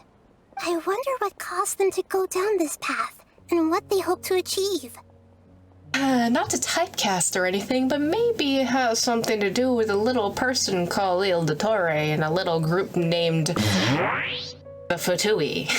Even though the city's residents haven't noticed anything strange, if the Traveler hadn't broken the Sub-Zero's samsara, the situation could have become dire. I tried to do some investigating in the Akasha, but I couldn't find anything suspicious. And all the people of interest seem to purposely avoid wearing their Akasha terminals. I mean, yeah, of course. If you're gonna have literally something that's location tracking you everywhere, thinking your every thought's being able to find information immediately, of course you're not gonna wear the one thing that can tag you on your head. I think they're deliberately trying to hide something. Of course they are. Oh, that reminds Paimon. In Gandharvaville, there was a sage who had invited Tainari to join some kind of project. Could it be related? Regardless, I need to first investigate the sage's motives, make things right, and punish them if needed. But I'll have to be discreet, or they'll see me coming. Yeah. Nadia, you gotta kick some ass, okay? You gotta set them in line, you know? If some Fatui are out here sabotaging some, it's time for you to step up as their Archon to kick their... No one has realized the issue with the Akasha. You mean how the Akasha stops you from having dreams? Yeah, it's been such a long time. No one's noticed something's up? It's not that no one noticed. It's more like no one cared. Ultimately, it's all rooted in the sage's misdirection. Misdirection? The sages convinced everyone to believe that being unable to dream is a sign of rationality and wisdom. Not dreaming is a badge of honor in Sumeru. Even if the truth is that their dreams are being reaped by the Akasha. With their propaganda in place, the sages can maximize their use of the Akasha to facilitate their research. She's immediately calling it out as propaganda. Besides, Greater Lord Rukkhadevata must have created the Akasha in the hopes that it could be used to its full potential. There are no That's why I've never wars. come out strongly against this. There are no dreams in Sumeru. It's like there are no wars in Ba Sing Se. Anyway, the perspective advocated by the sages drowned out any voices of doubt. By now, even those who never use Akasha terminals find it too shameful and embarrassing to talk about their dreams. I guess I don't have any other questions. Got it! I hope my answers were satisfactory, seekers of knowledge. Oh, I need more information. Do you know of anyone named Il de Torre by any chance? You know if he burned down a tree recently? You know, one important. Something like Irminsul? You know? To be honest, maintaining Dunyarzad's fading dream took a lot of mental energy. I think I may need to rest for a while. Uh-oh, as long as you don't fall asleep like, Venti did, you should be fine. Oh, and you don't need to worry too much about the Sage's activities for now. The Akasha won't be able to conduct another project on the scale of the Sub-Zero Samsara in the immediate future. Go and get some sleep. Leave everything to us. What a relief. This is truly the most exhausting birthday I've ever had. Traveler? Paimon? Why am I here? Do either of you know? Nope. We were just looking for you, buddy. Maybe you were sleepwalking. You know you can't wake up a sleepwalker. We happened to walk by, so we thought we'd wait for you to wake up. Paimon's getting a little too good at lying, and I don't like that. I see. Huh. I should visit my maintenance personnel sometime. Oh, I'm fine. I better go. Thank you. It's the shift in voice. It's the excuse for me. It's literally the excuse for me. Paimon's too good at lying right now. I don't like it.